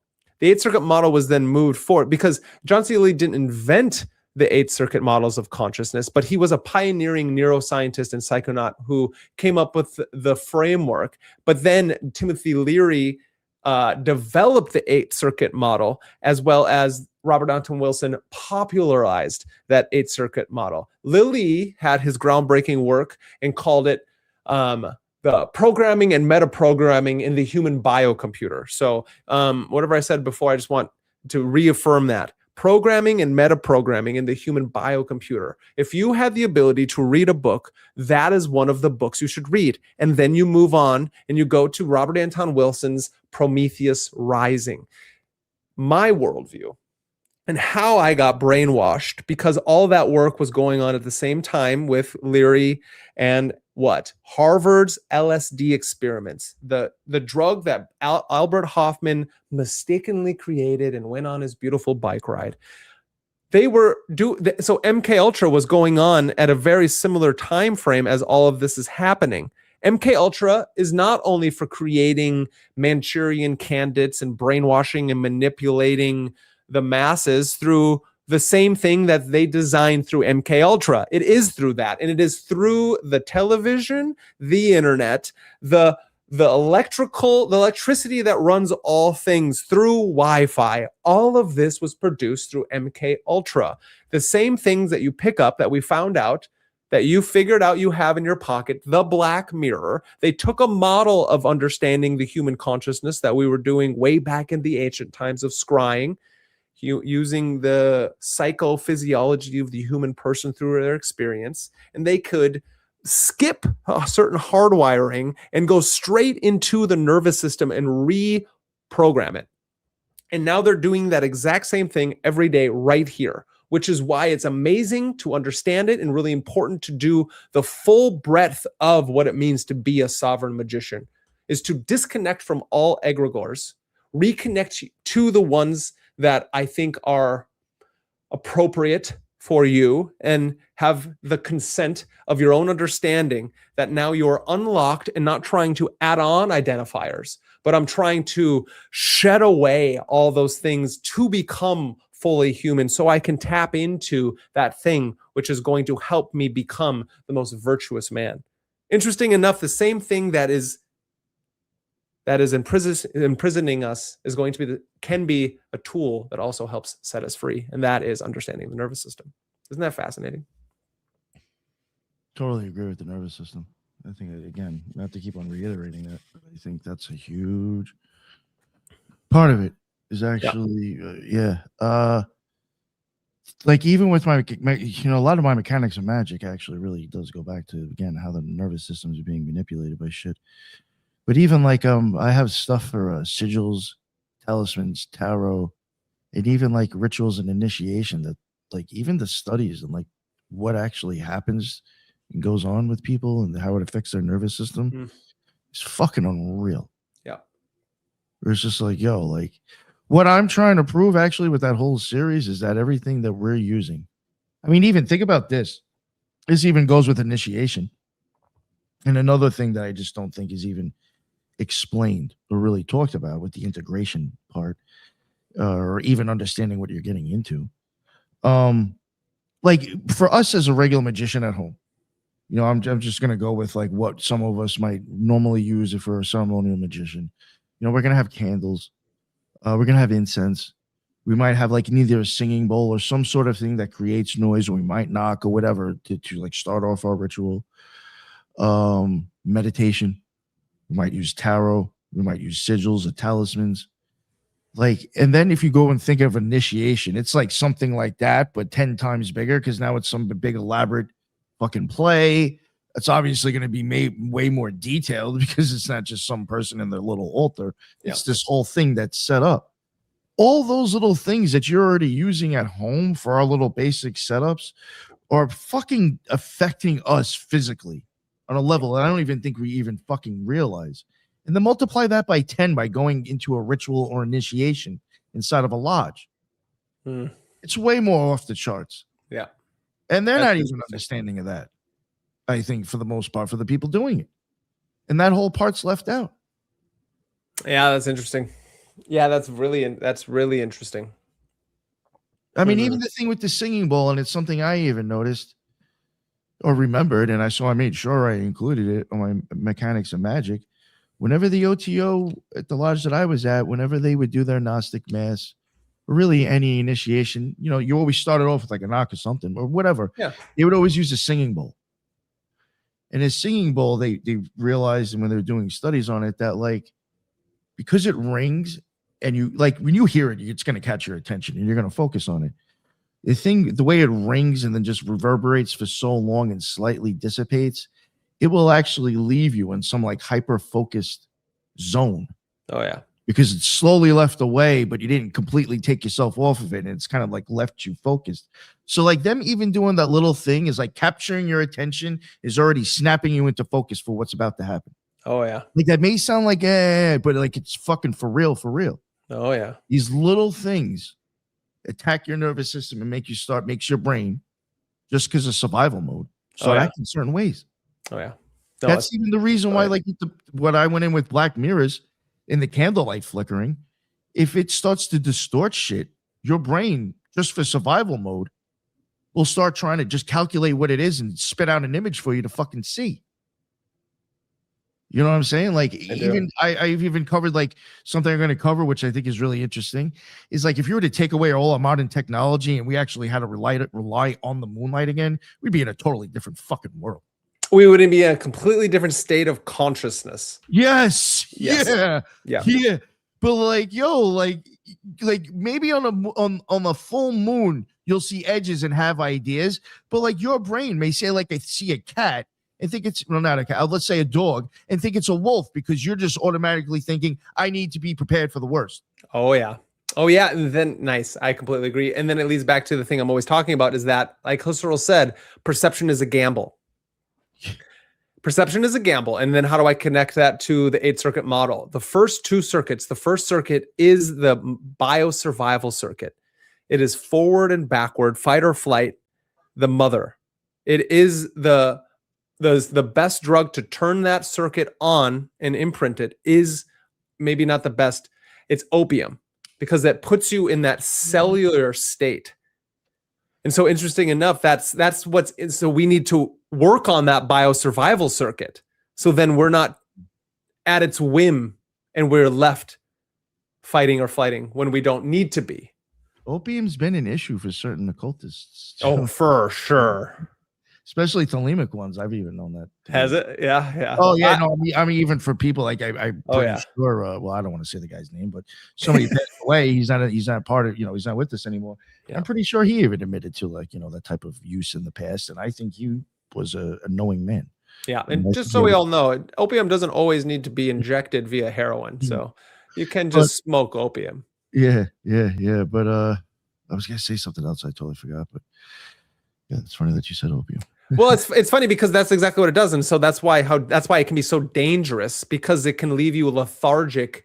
And if you have as for example, you have a poor first circuit imprint, it could leave you in this over-mothered or under-mothered state, right? And so then it has direct biophysiological effects. That's why you see little boys or girls that grow up to be very pudgy and over helicoptered mom, and they're weak and they're kind of globular, and it's like then the invert of that is they cry so much and they get their way and they're like whiny and they grow up to be whiny nepotistic adults if you don't ever work on that circuit. Second circuit being then the fathering circuit, which is the anal territorial circuit. right? And so these are turned on in certain levels of when we're born. That's why the mother takes on the child right away for the first few years until the child becomes about 2 or 3. And then that turns on the anal territorial circuit. And that's why kids start to pick things up. That's one of the examples, and try to explore the land. And so if you have a healthy fathering masculine figure around, that masculine figure is going to help you imprint a harmonious circuit. And in doing so, you won't just, as they say, what is a way of, excrement, throwing your shit all around, trying to own stuff, trying to be an over. Caffeine is the second crack, or cocaine, not crack. Caffeine and cocaine and these things turn on that second circuit. They want to get up and go, and I need to do. And so a father can lay a boundary, just like the great king warrior does in its fullest. And then the child can learn to grow up knowing how to control his territory and also set up healthy boundaries at the same time. And then as we move through those circuits and why these things are so important, and I'm going to continue to talk about them until the rest of days, is everyone should go out and pick up the Prometheus Rising. Is that third circuit is that rational symbolic circuit. It handles logic, language, mapping, and the environment. And then from then on, you have your socio-sexual circuit that governs the tribal customs, morality, and reproduction. You get the robot.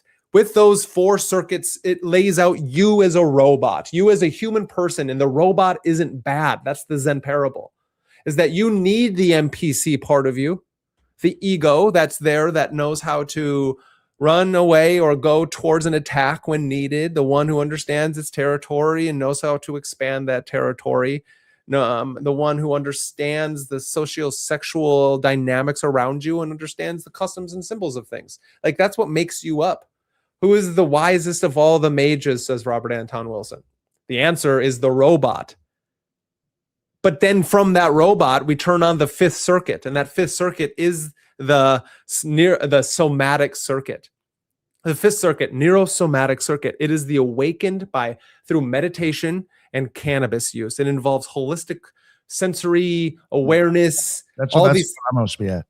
That's what happens. And so interesting enough, when you, I'm a cannabis user, when there's that perfect turned on awakened state when you invoke the green god, right? Or the goddess. And then all of a sudden you're reading something and it makes more sense. You're taking paradigm shifts. That's what the 5th circuit turn on is. It's a paradigmatic shifting of consciousness into the higher somatic states, which Timothy Leary says it's how you turn a caterpillar into a butterfly.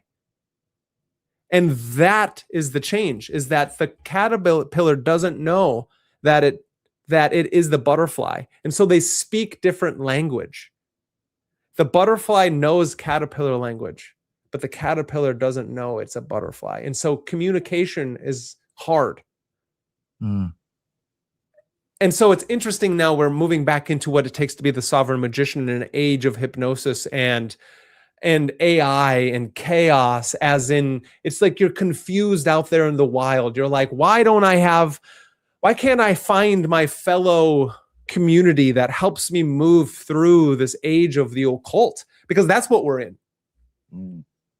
It's all over.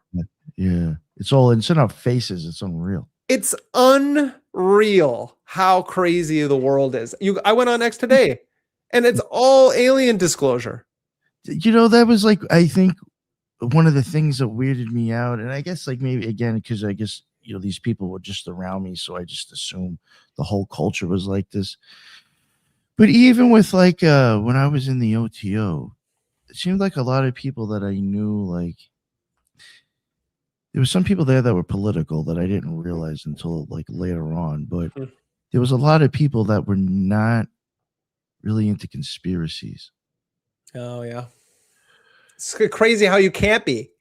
And I never understood that. It was so weird. And like, I feel like that even kind of like locked them into like just so unaware of how much they were being manipulated. Boom. In ways, Yes.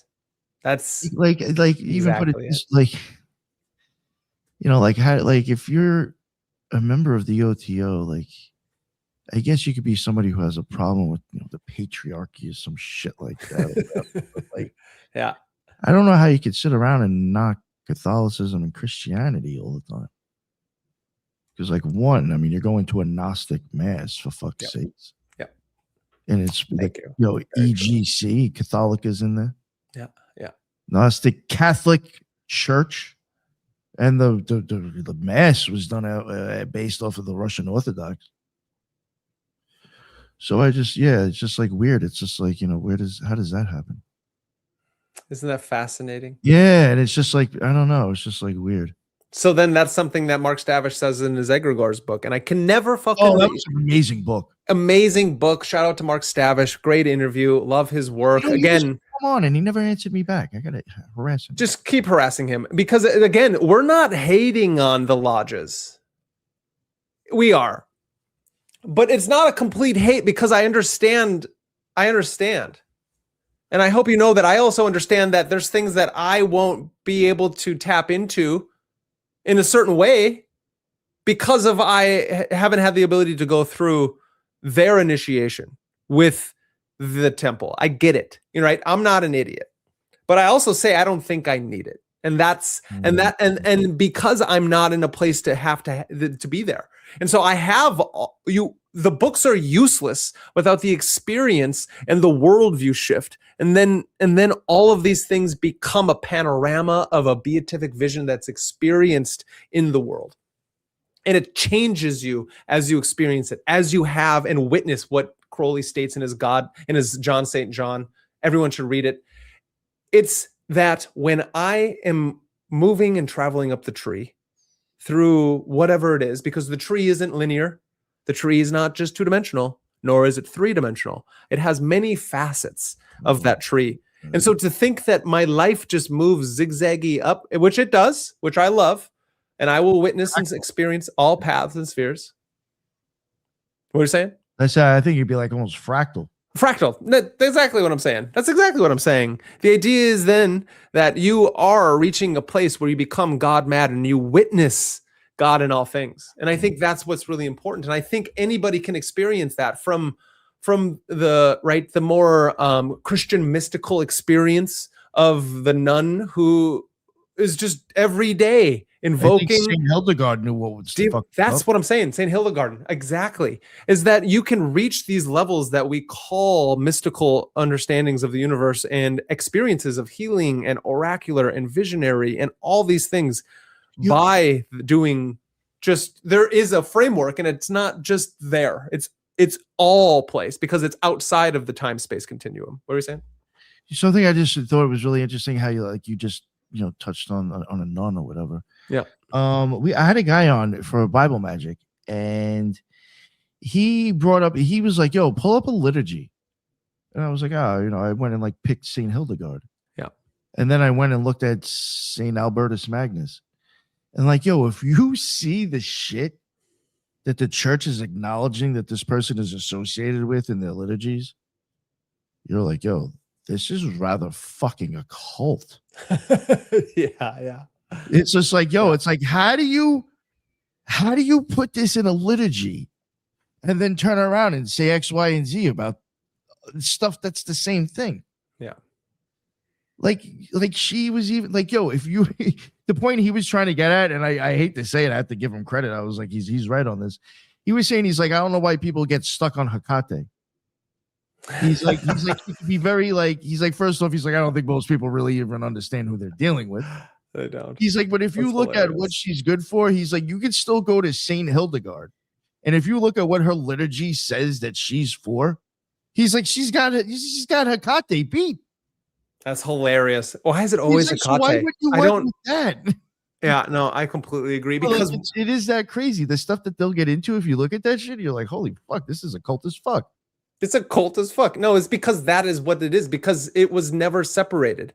It was only separated by those who want to take control for power. Music, herbs, tinctures. Of course. I'm like, yo, this bitch sounds like a witch. Exactly. That's exactly what I'm getting at. That's exactly what I'm getting at. Swipe right on Tinder with that one. Yeah. Oh, that's brilliant. That's a badass bitch. That's brilliant. He's sneaking into that nunnery at night.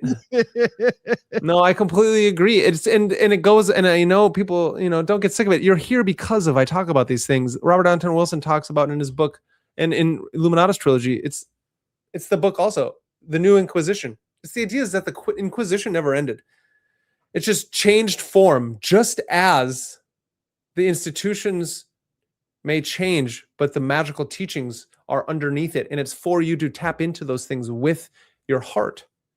And that's why magic is for all, is because if you are coming at it with both the eyes of the fool and the experienced universe, you want both. The fool, to me, in that instance, represents that hadit, that single-pointed awareness that is expanding and blooming through the whole major arcana as it moves into the end of the cards, to the universe. The great expanse, the nuit of all things, gestation into its procession, because you need to do it again. That's why it's the same as, not the same, but it's a different variation of the monomyth, of the hero's journey. You must return home and then go on the journey, a changed individual. Yes, that's the whole point. That's the whole point. That's even another thing too, is that like even that, when you go through an initiation or a ritual, the whole outcome is for you to be a changed individual for the better. Yep. And I just feel like a lot of these places, or at least from my experience, really don't tap into that much either. They just assume. They don't say anything. Oh, we did that initiation. You must be doing your shit, I guess. Cool. Right. Yeah. Well, that's witness. So have you seen The Ghost Dog? No. The movie? Nick, you will fucking love this movie. Ghost Dog. Okay, I'm going to pull it up so everyone knows. This is one of my favorite movies, and it's based on the book, the Higokure, with the Code of the Samurai. As we do it live, as I'm trying to pull this up seamlessly, like nothing ever stopped or never didn't happen. Ghost Dog. Here it is. Oh, Forrest Whitaker. I did see parts of this. I love this movie, but I also am a martial artist and I love samurai swords. So Ghost Dog he's a contract killer, a master of his trade who can whirl a gun at warp speed and move through this world like a phantom, stealthy and evanescent. In the spirit of the samurai, he has pledged his loyalty to a small-time mobster named Louis, who saved his life many years before. The reason I even bring it up is because there is a moment where he's walking down the street and he is talking and you're hearing him talk about a certain moments from the Higokure itself. And so here's that Riz is in that too. That's what I'm talking about. This moment between Ghost Dog and Riza is a moment between two invisibles, two members of the Illuminati, between two warrior kings. And the idea is that what he's talking about is that they looked at each other and they knew exactly who the other person was, and that they were long lost brothers, that allegorically and mythically they were both warriors on a path. And that's the way I can't speak for Nick. That's the way I view this game, this beauty, this thing that we are all doing, this magical act of being here and exploring the universe, is that when we walk, we have the ability to hear, to say, to see, and to witness other initiates, adepts, and prophets on the path. And you know them by their fruits, right? We shall know them by their fruits. That works in both ways. You know when you are crossing path with a dark sorcerer, with somebody out there. You know it when you look into their eyes, right? When you feel the shift in the movements of the air. The same thing happens, but in the positive extent, when you are coming across a fellow initiate, you don't need a handshake, right? It helps. Or grip, a sign. Yes. Like, they're all there. But really, it's when you first meet and you start talking, you get a feeling. And this is the fine-tuned senses that we are gaining as we go through levels of mysticism and magic. Well, you're, maybe doing ritual magic, which you don't have to do, or you're doing your meditation, which you need to do. Everyone needs to learn how to meditate and control the breath. As he says in, I think, the third chapter, Manly P. Hall's Lost Keys of Freemasonry, which is each chapter is depicting. It's one of my first live streams I did was a 6 or 7 part series of that book. So everyone will go back and they want to see the fresh fruits of the green. Brandon Lee of Magus in the Media. Please check out my Manly P. Hall. I'm going to be coming out with it on Spreaker. It's going to be the beginning of my Spreaker life. Where put that out on everything else too. Apple, all that shit. Yeah, where I'm going to put it out on all the things. So we are going to inhabit the world, and we shall all become part of the. Gotta get that audio out, bro. That's what I'm saying. We are all Magus in the media, and that's what it is. We're all occult rejects. We're all sovereign magicians. I would love everybody on the show to actually have their own audio. I really wish. I think they all have shit to put out there. I agree. I'm working on it right now. It takes time, as we are all individual creators and artists. I know it takes time, but that's one thing I don't think people realize how much time this shit fucking takes, man. Oh yeah. I'm trying to pat myself on the back or be like, give me money. But we take super chats, and I'm starting a Patreon soon. So any the discs and coins are super helpful upon this path, and I'm going to do it either way. And so it's but the more time we get, the more time we can just put things out here and have these kind of conversations. And I think it's really important because this is the public square, and this is where the battle is being raged, because we all in the magical and esoteric community, I can't speak for everyone because there are those who work for the dark and say they are part of the light. And I don't have to ever name names. We know them by their fruits as well.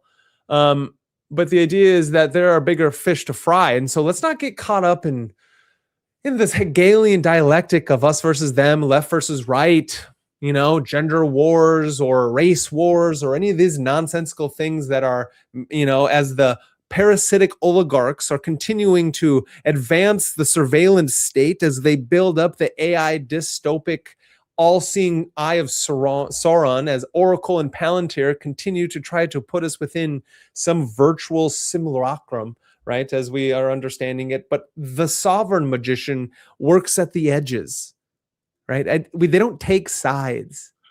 Yeah. Just something like real quick to throw in. It's something that I had mentioned in some of my shit and something I recorded recently. Yeah. When it comes to even like propaganda, there's like studies. I mean, it is what it is. And I see it probably have been done to me in the past. Something doesn't have to be true. It just has to be constantly repeated. So true. And it's like it's known that you'll just start to almost accept it. Yep. And like there's actually been studies done in false news. Like that should actually show you that it exists if they've done studies in it. Oh yeah. That's the propaganda papers by Edward Bernays talks about it explicitly. How 3 times, repeat, continue to hit them with the flashing lights, the symbol, right? The sigil. Yeah, this is This hit them in their subconscious, and then you just continue to repeat, and that's why we must rebel against the hypnosis. That was in my my War Drum series that I just finished editing and dropping. How I'm trying to show. They were saying to you, or I might have said it on the show earlier to you before the show, how I am going from like the war drum into social media in your cell phone. It's because, like you just said, when you start getting hashtags, when you start getting like, all these repeated reels with people chanting the same thing, it could be "Let's Go Brandon" or it could be BLM. Yeah. Either one. Regardless, when it gets hit at you over and over and over again, it almost even starts to become a rhythmic pattern. Yeah. So you don't need the drum anymore to get somebody in a rhythm. The shamanic initiate. You actually get it through your timed scrolling, paced scrolling that you probably don't even realize you have. And then just certain kind of almost constant attacks. It begins a rhythm and you get stuck in a pace. It is like, it is known, like that's what's happening with propaganda and social media through hashtags, through protests, through reels. Yeah. Oh yeah. Thank you. No, that's exactly it. And I'm so happy you said that, because it's like, why is it important to talk about vulnerability, imprint vulnerability, or the nervous system, right? Why is it important to talk about the nervous system? It's important to talk about the nerve for many reasons. It's because that is what is taking in the data and integrating it into your physio electromagnetic states. It's how you interact with the world. And so if somebody can take control of your nervous system before you do and imprint it with the repeated patterns, the lights and the words and the sigils, and then you don't even know it's happening, right? All you chaos magicians, what does Grant Morrison do? And he tells you all as he's screaming at DisinfoCon. Same thing that Peter Carroll is telling you. Same thing that NLP is telling you. And same thing that little levels of Austin Osman Spare's sigil magic is telling you. It's that if you make a sigil and you forget about it, things will happen, right? That's the whole idea of like making a sigil from your I will this to happen. Take out the double consonants, the double vowels, and I now have an image. I'm going to rearrange that image and I'm going to fucking jerk off all over it, right? Single pointed attack, right? Maybe don't do that. You can do whatever you want, but I used to do the mantra. I thought mantra. That's what I'm saying. That's totally fine for me. But or you choke yourself out, or you could jerk off, or you burn it and you forget the sigil. I've done that too. And then or you meditate and get into that trance state. But the idea is that you forget about it, or you expunge that great pointing. But so let's just all realize that magic is done everywhere. That's the other part of MagusintheMedia. And what I'm trying to tell you is as good as here's all the signs and symbols to teach you about the archetypical structure of these natural forces that are moving through all ways to help you become the fully realized human. Or the inverted version of that is that since birth, you've been imprinted upon, manipulated, and moved through the world like a fucking monkey. And they are continually to get better and better at it. And the only way you're going to be able to detach is to understand first that it's happening, and to second, take action, and to third, cleanse the eye of perception so the beautiful can be observed, and then find the harmony through all things through the cleansing of your perception, and understand that you are just perceiving a certain reality tunnel or a model of what's going on. It's not the actual experience. You can never actually see what's actually the experience. That's why we talk about the forms, or in Kantian terms, the numinous. You're only experiencing the phenomenal. You're only experiencing the representation of the thing. You are actually having an experience. So I don't want to separate subject and object, because you are having an intentional act, which is impressing upon a perceived thing upon the world. But it's real. It's actually happening. And I think it's really important to know that you can, through what we've been talking about, through going through the Golden Dawn papers, through finding your way into Crowley, or doing it the opposite, like I did. I stumbled into Crowley and Robert Anton Wilson's work and all these people's work, right? Who else? Kenneth Grant, and then Israel Regardie. And then from there, I was like, oh, look at this. The Golden Dawn. Interesting. And then from there, you'd be like, where did all these things come from? And then you stumble down the rabbit hole through the Renaissance period. Yeah, I mean, that was even like, even with Crowley. I mean, see, this is another thing. And like, I'm glad that you're saying like, and then you moved on to other stuff as well. Like, they're not like, you get into like an order or something or follow a certain thing. Like, in my opinion, don't get stuck with like some person associated with that order being the only word. That. Because like, I end up getting into David Rankin, who I'm having come back on because I think it was a huge impact for me. Great. All right. I had David Shoemaker on.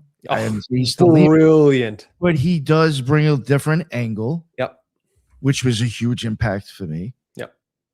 So there's other people that I heavily got into besides Crowley that like really hugely impacted me. And I would say maybe took me further in different areas.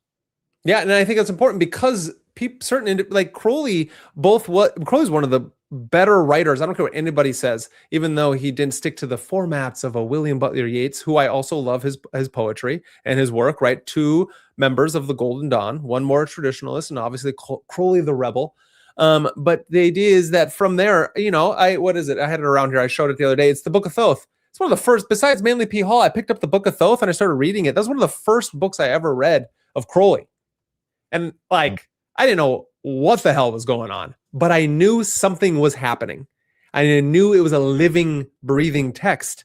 And so I then had that to go back to every time.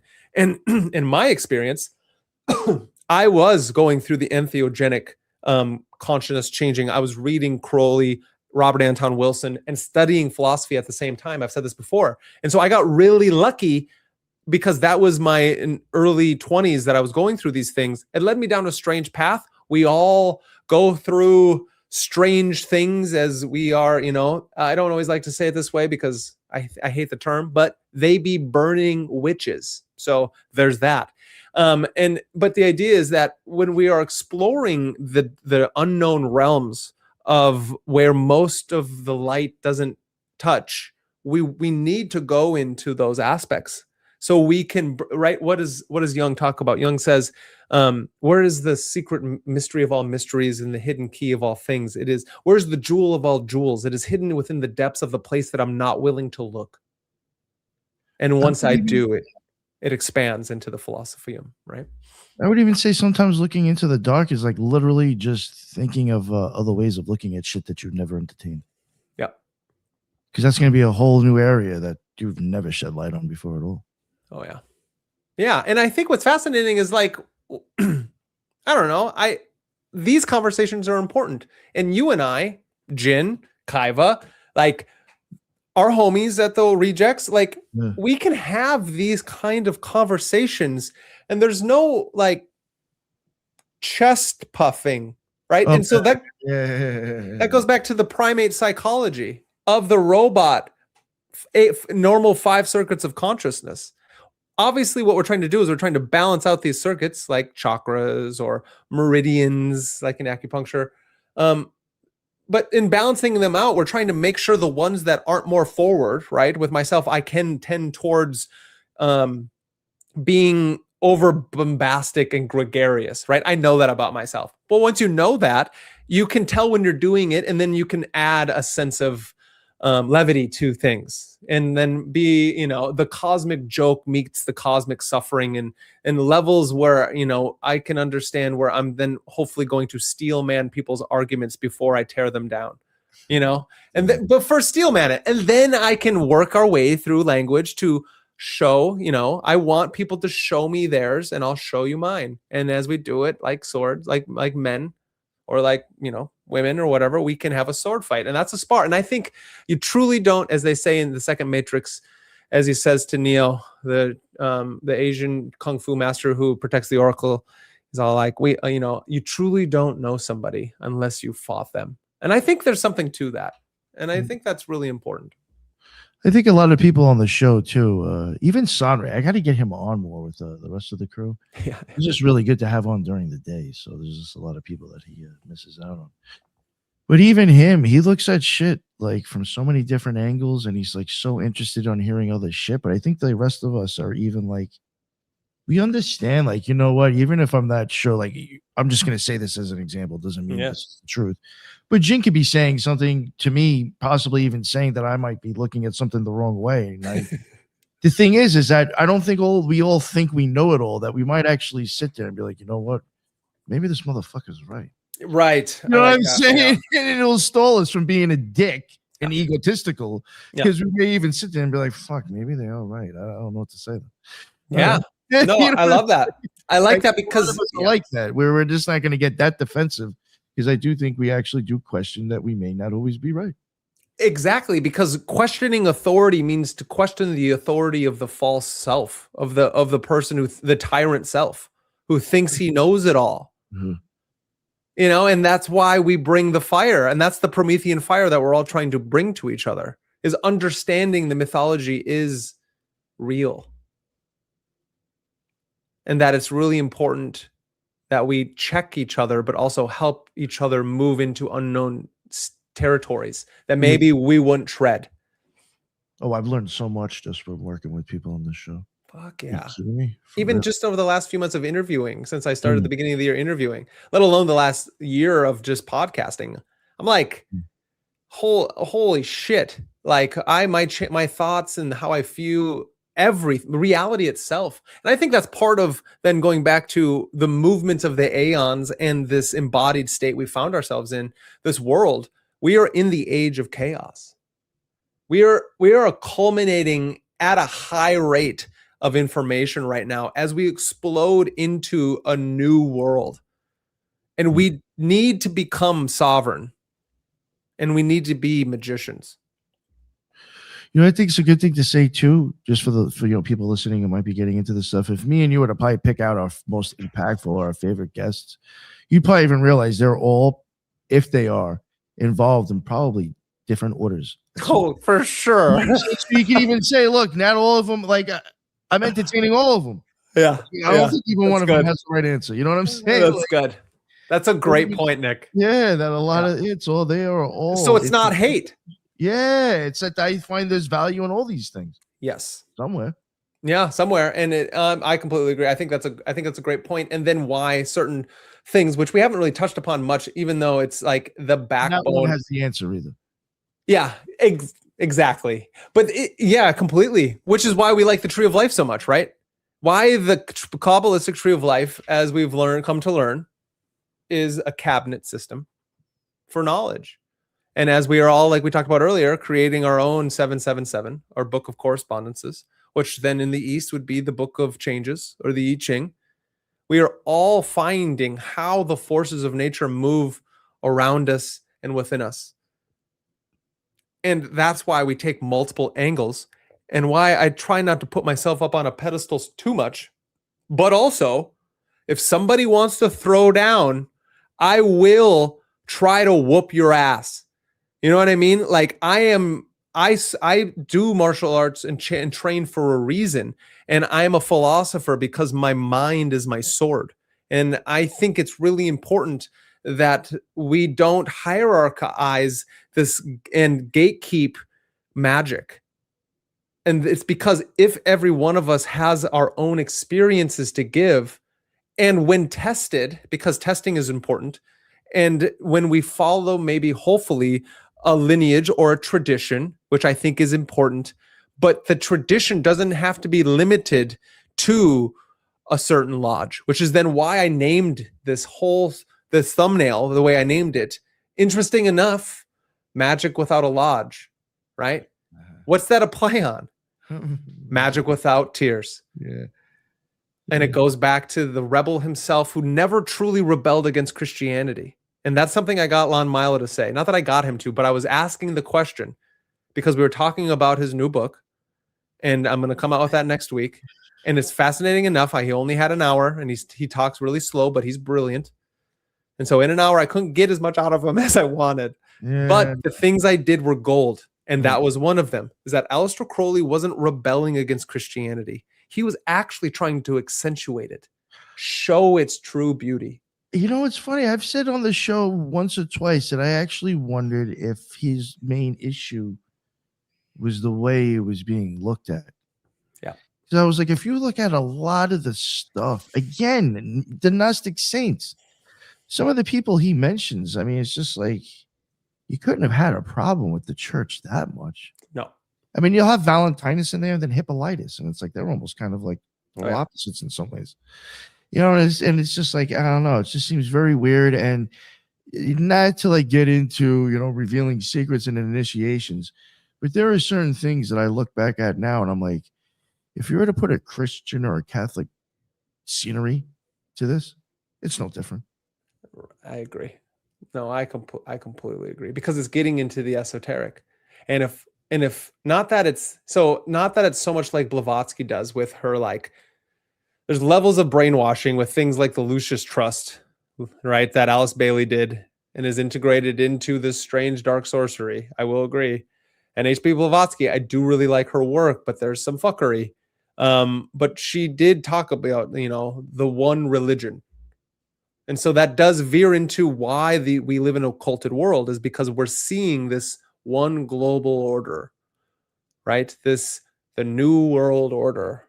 Total control will have to be imposed, and a world governing body will be there to enforce them. Crises precipitate change, right? Where's that from? The mastermind, Deltron 3030. Shout out to Deltron 3030. That is one of the greatest albums of all time. And I think it's funny because it's like, that is exactly what we're witnessing. And that's why we must be outlaws of all things. Guerrilla ontology is the only thing that is going to end up, again, only thing. It's not true. It's one of the things, but it will help wake us all up. And what does that mean? To war against being itself. Being, as in like, what does it mean to exist? Not war against being, as in God. We're not trying to tear that down. We are warriors on this path, as we are all kings and queens and lovers and magicians, and we're trying to become fully actualized humans. And we are in an age of dystopic nature where we are warring with other countries. Who even knows if that's true, right? People are dying, but as we learned in Orwell, they're always changing the warfare, but all the parasitic oligarchs up here are just moving pieces around. And so I think the only, what is alien disclosure? It's consciousness understanding itself. And so you as a human will have your disclosure to aliens. That's interesting. Right? That's how I see it, because I've had my own disclosure. I know the elves exist. Right? I've witnessed them. I've seen behind the curtain. I also have had my own high level visions of my own kind of what you would call an abduction, right? No anal probing needed. Oh. But the idea is that like on these high level of entheogens, as a radical and a rebel and a Ronin of these things, like I was foolish, but it led me into initiation, which because I had all these other things and the great band Tool, who taps you into the shamanic high levels of mystery school initiation. Danny Carey owns the whole first printings of all of Aleister Crowley's and Kenneth Grant's work, the drummer for Tool, and lines up all his basses and his music. Everything's lined up to sacred geometry. It's fucking brilliant. And so I was MK Ultra'd by Tool and Aleister Crowley, right? No anal probing needed. And so it's like really important to know that there is, again, an adeptship, prophets of prophets, a line, an ascendancy, a secret teaching of all ages, and that you can tap into it. But you have to become a hermetic magician. You must become an alchemist. The mysticism and magic are integrated. And you have to have your own sort of reason to cut away the demons and nonsense, because there's a difference between your imagination and the phantasmagoric, your vision from pure schizophrenia. And we have to understand the difference of these things. Otherwise, we will fall into the pit of despair and we will never walk out of the kleptotic journey alive. Yeah. How you feel, Nick? I like how you said schizophrenia. Yeah, right. They're all over the place. Yeah. Schizophrenic Furbies, like they're everywhere. Like critters. Yeah. It's fascinating, right? So technically, the question I've been asking the whole time since I've been trying to figure this out, because I have my own view. Initiation is for everyone. You will never come out of being initiated. There are different ventures and different badges and different ways of going about it. Some are more authentic and honest than others, obviously. Some do hold secrets that you will never get, and that's because it's not for you right now. See, this is something like I mean, I guess this would even come for this would work for ceremonial magic for sure. And I still even think if you take some of the elements in just like what I'm going to get at, you'll see it cross over the witchcraft as well. But again, like when you're saying self-initiation, if you go and look at, or for anybody who's been in an order or some kind of coven and went through some initiation, again, all that stuff that was used, you're replicating on your own altar in your own place.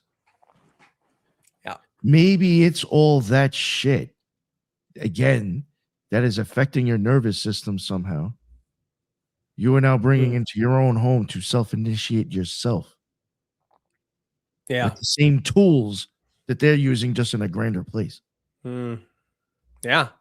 Yeah. No, I agree. And then from there, it's a mnemonic tool, because there is one place that you will always stay protected and is there for you at all times. And that's your astral temple. That's your mind palace. You know, I think that's really important, is to take those tools and understand that they have this this significance in the mind world, and to take it in there, because magic is done both. The mind is within the world, and the world is within mind. That's what you learn in the Tree of Life in Israel Regardie's work, as he's going through it, and he's just really making that really well known. Is that it's like we all don't have always. You travel, you do things. Magic is for all and for everywhere, and so it's like you never want to be limited. Obviously, to do certain things in magic, you need certain tools, and so you know that. But I think through time, the tools get lessened, and we're becoming, as Jen and I have talked about, in this Aeon of the Daughter, we're becoming psionic in the hyperspace kingdom. Shout out to Threshold Saints and Jin the Ninja as we're moving forward into the hyperspace kingdom. This is a conversation I feel like him and I have been continuing to have, and I'm so grateful to be having it with you, because this is we're in the arena, right? We're in the field. I think so. And it's like, you know, like we are interacting. Like maybe one day we'll get invited to Occulture and I'll be able to battle it out with Visconti, you know, but it's not needed right now, you know, and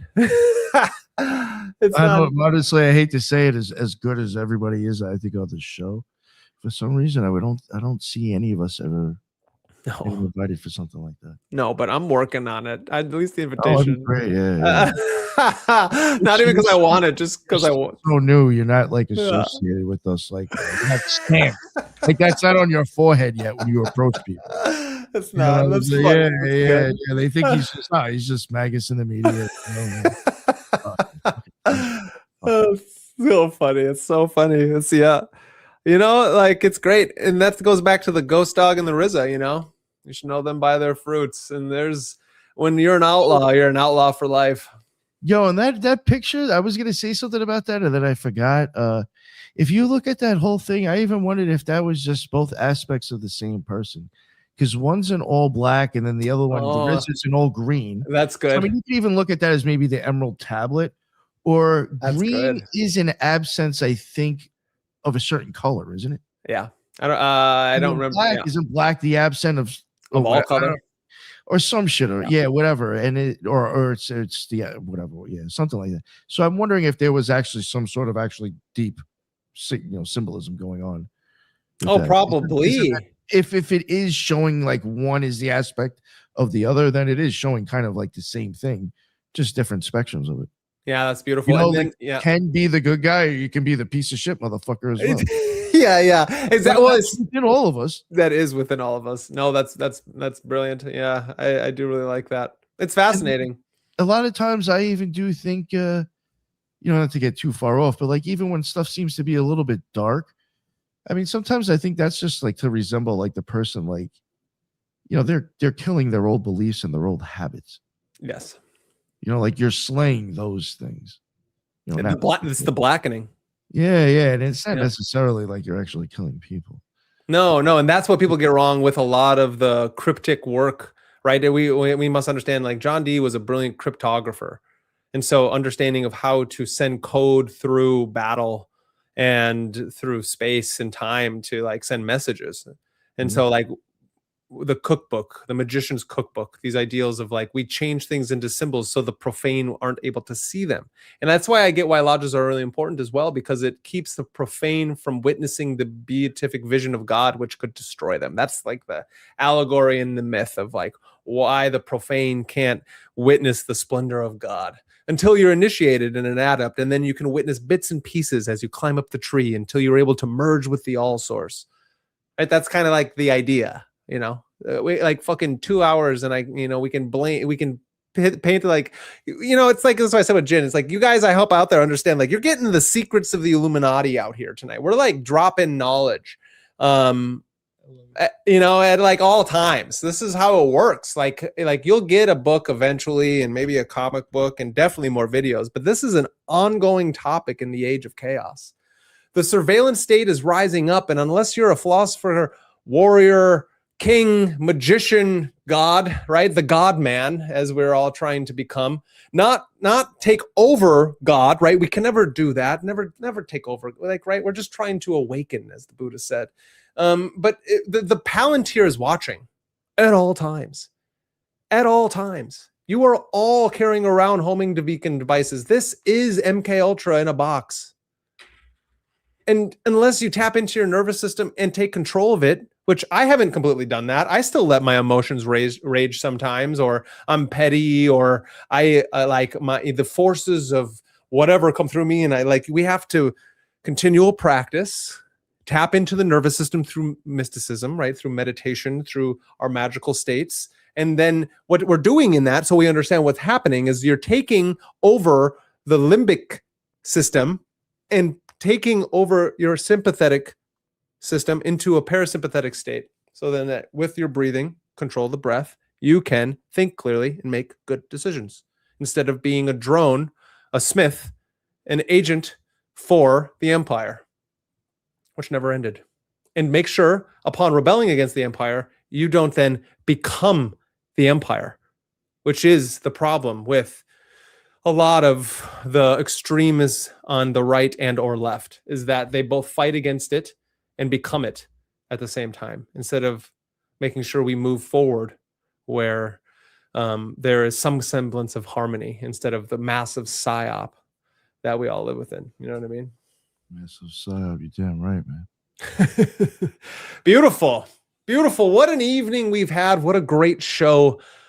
What a great show. How would you got any parting words in this fine evening that we've had? As we have, if you haven't all already, we've got 65 to 70 beautiful watchers as we go through this night. I love every single one of you, even the strange person who's trying to figure out why I have a white stain on my eyebrow. I hope you all know it's because I have vitiligo, and that means I've lost pigment in my skin where I have white. So in my hair and in my eyebrow, in my chin, I don't have melanin there. So there's no pigment. And so wherever that is, it strips it of my hair, and then thus I get white hair. And so your scar face, and it stuck your whole face in fucking a pile of cocaine.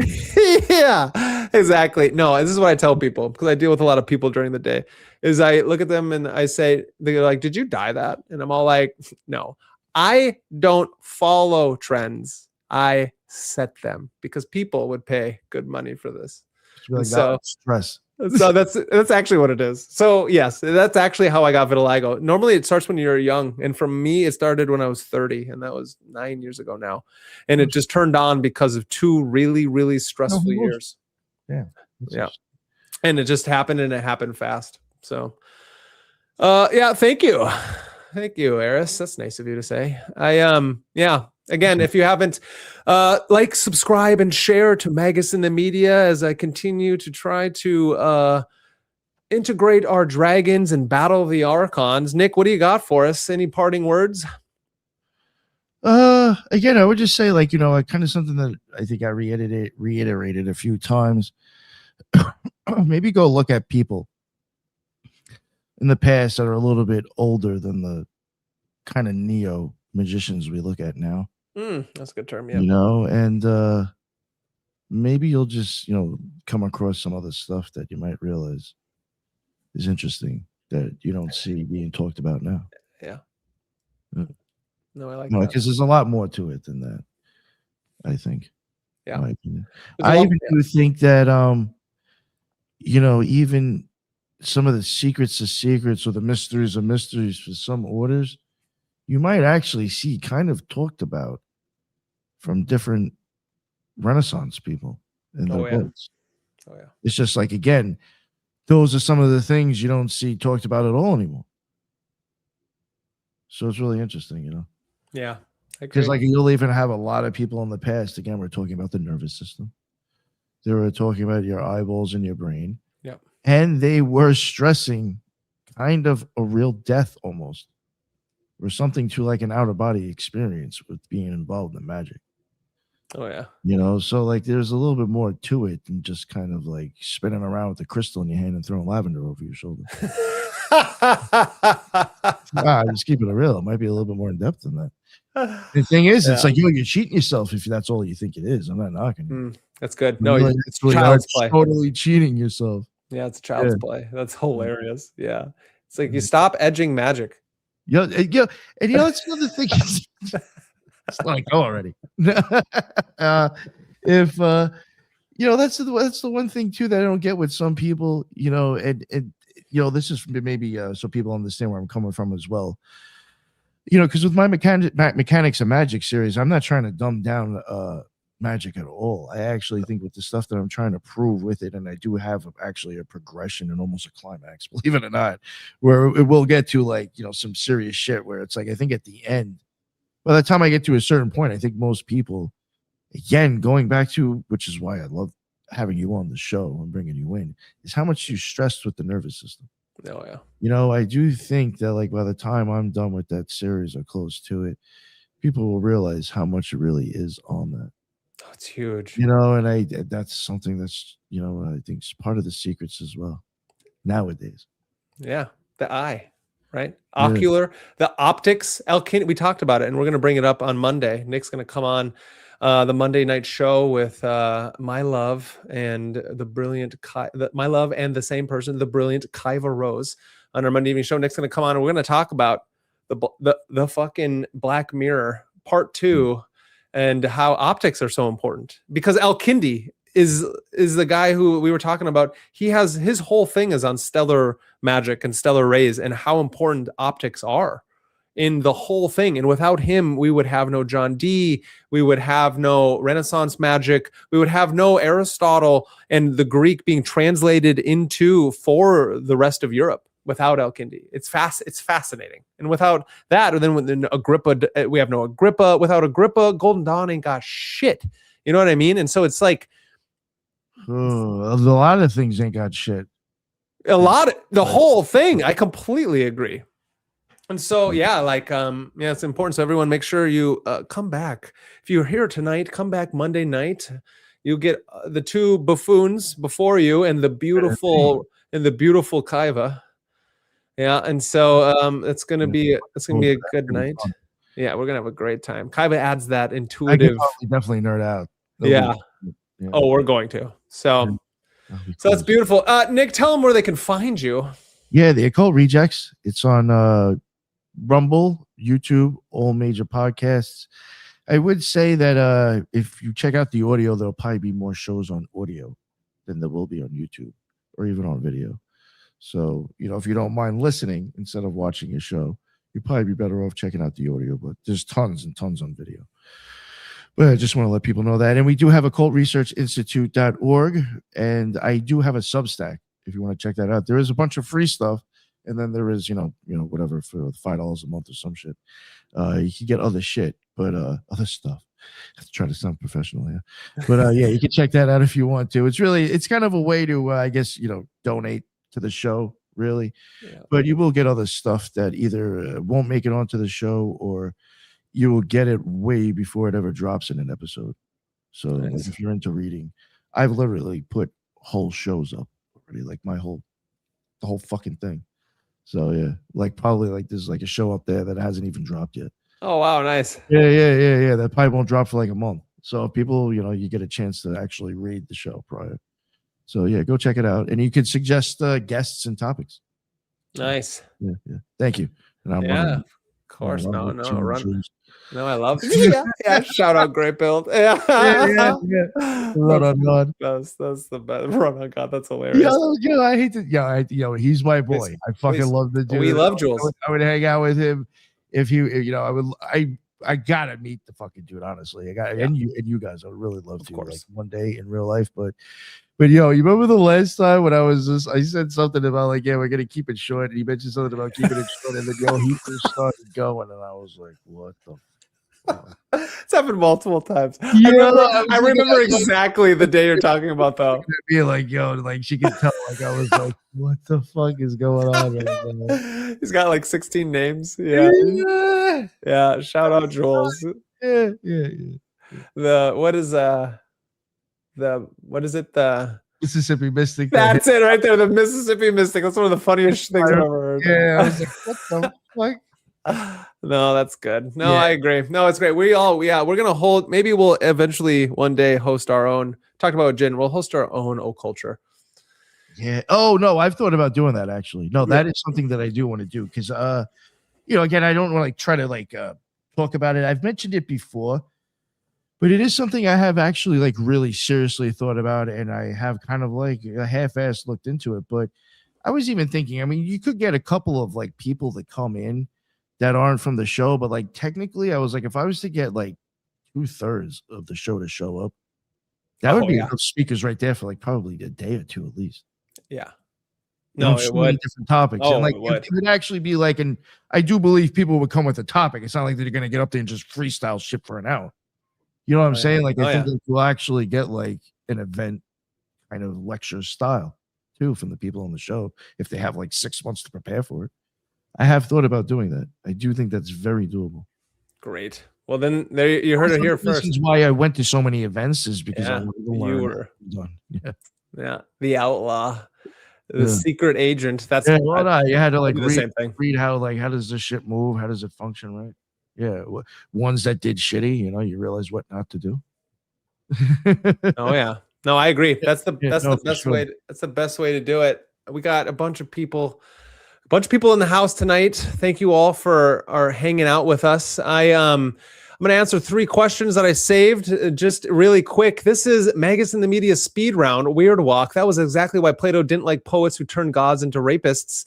Agreed. Yes, he didn't again, I want everyone to know that line of Plato disliking poets is exactly what Nick was talking about. He didn't like the profane postmodern. It was the postmodernists and of that time frame were kind of creating shitty things that didn't create harmony and sacredness throughout the spheres. And so it's a fine line, and I get the fascist argument against that, but to realize what he was speaking from, then the harmony of the spheres and this Western esoteric tradition, we can see the beautiful, and we all know it as it walks by, and it is exactly that thing that the eye elicits upon beauty. So that's a great comment. Is there a way to ask to astrally meet the teachers and be initiated, invited, or maybe a plant like the rose herself? Kimmy, I will state that you just continue to work, do the work, and the teachers will be there. It's the saying, if you ask, they will come. The teachers come in many forms, and initiation comes in many ways. And so do not limit yourself to how you go through these things. Is there a way to do it? Yes. Do the practices. It's another thing that Grant Morrison said. He's all strange enough, I started doing Aleister Crowley's practices. Something happened. Do them. You got an answer for that one, Nick? I was just going to say, when I've had my experience, I always do see, looks like roses blooming around the eclipse. It's beautiful. Well, there's a reason the rose and the cross, right? Yeah, there's a reason. I've looked at that before too, because I'm technically the way that eclipse and what I see is an eclipse that starts to pull apart. Beautiful. So all I'm watching is a crossing. It's beautiful. And then I'm and I see all these roses. I was just yo, is that? Yeah. That's really the masculine and the feminine, the beauty of the symbolism of the tarot and the tree of life unfolding through the rose. You pick up any Lon Milo book, just so you know, it starts off telling you exactly how the rose blooms. The secrets are there, right? And then theodicy equals the Odyssey and going home. And so it's fascinating that on all our adventures, we journey through this mythic time to understand what lies beneath the surface. And when we do that, we can have the choice. Do you choose the red pill or the blue pill? And this isn't some strange, are you masculine or no. It's not that. We're going back to the old realm, the ancient of days, progressing through this aeon of the daughter. And as we do so, we choose to step away and break free from the mundane and the matrix while knowing that we have to venture back into the cave after we've witnessed the forms. And we do that as a sovereign magician and as a philosopher understanding the true philosophia. So initiation comes in many ways, but you will know it when it happens because you will be changed forever. I hope everyone has a fantastic evening. Just so you know, I'm here, Magus in the Media, And we are here to do this with you for a very long time. Have a good night.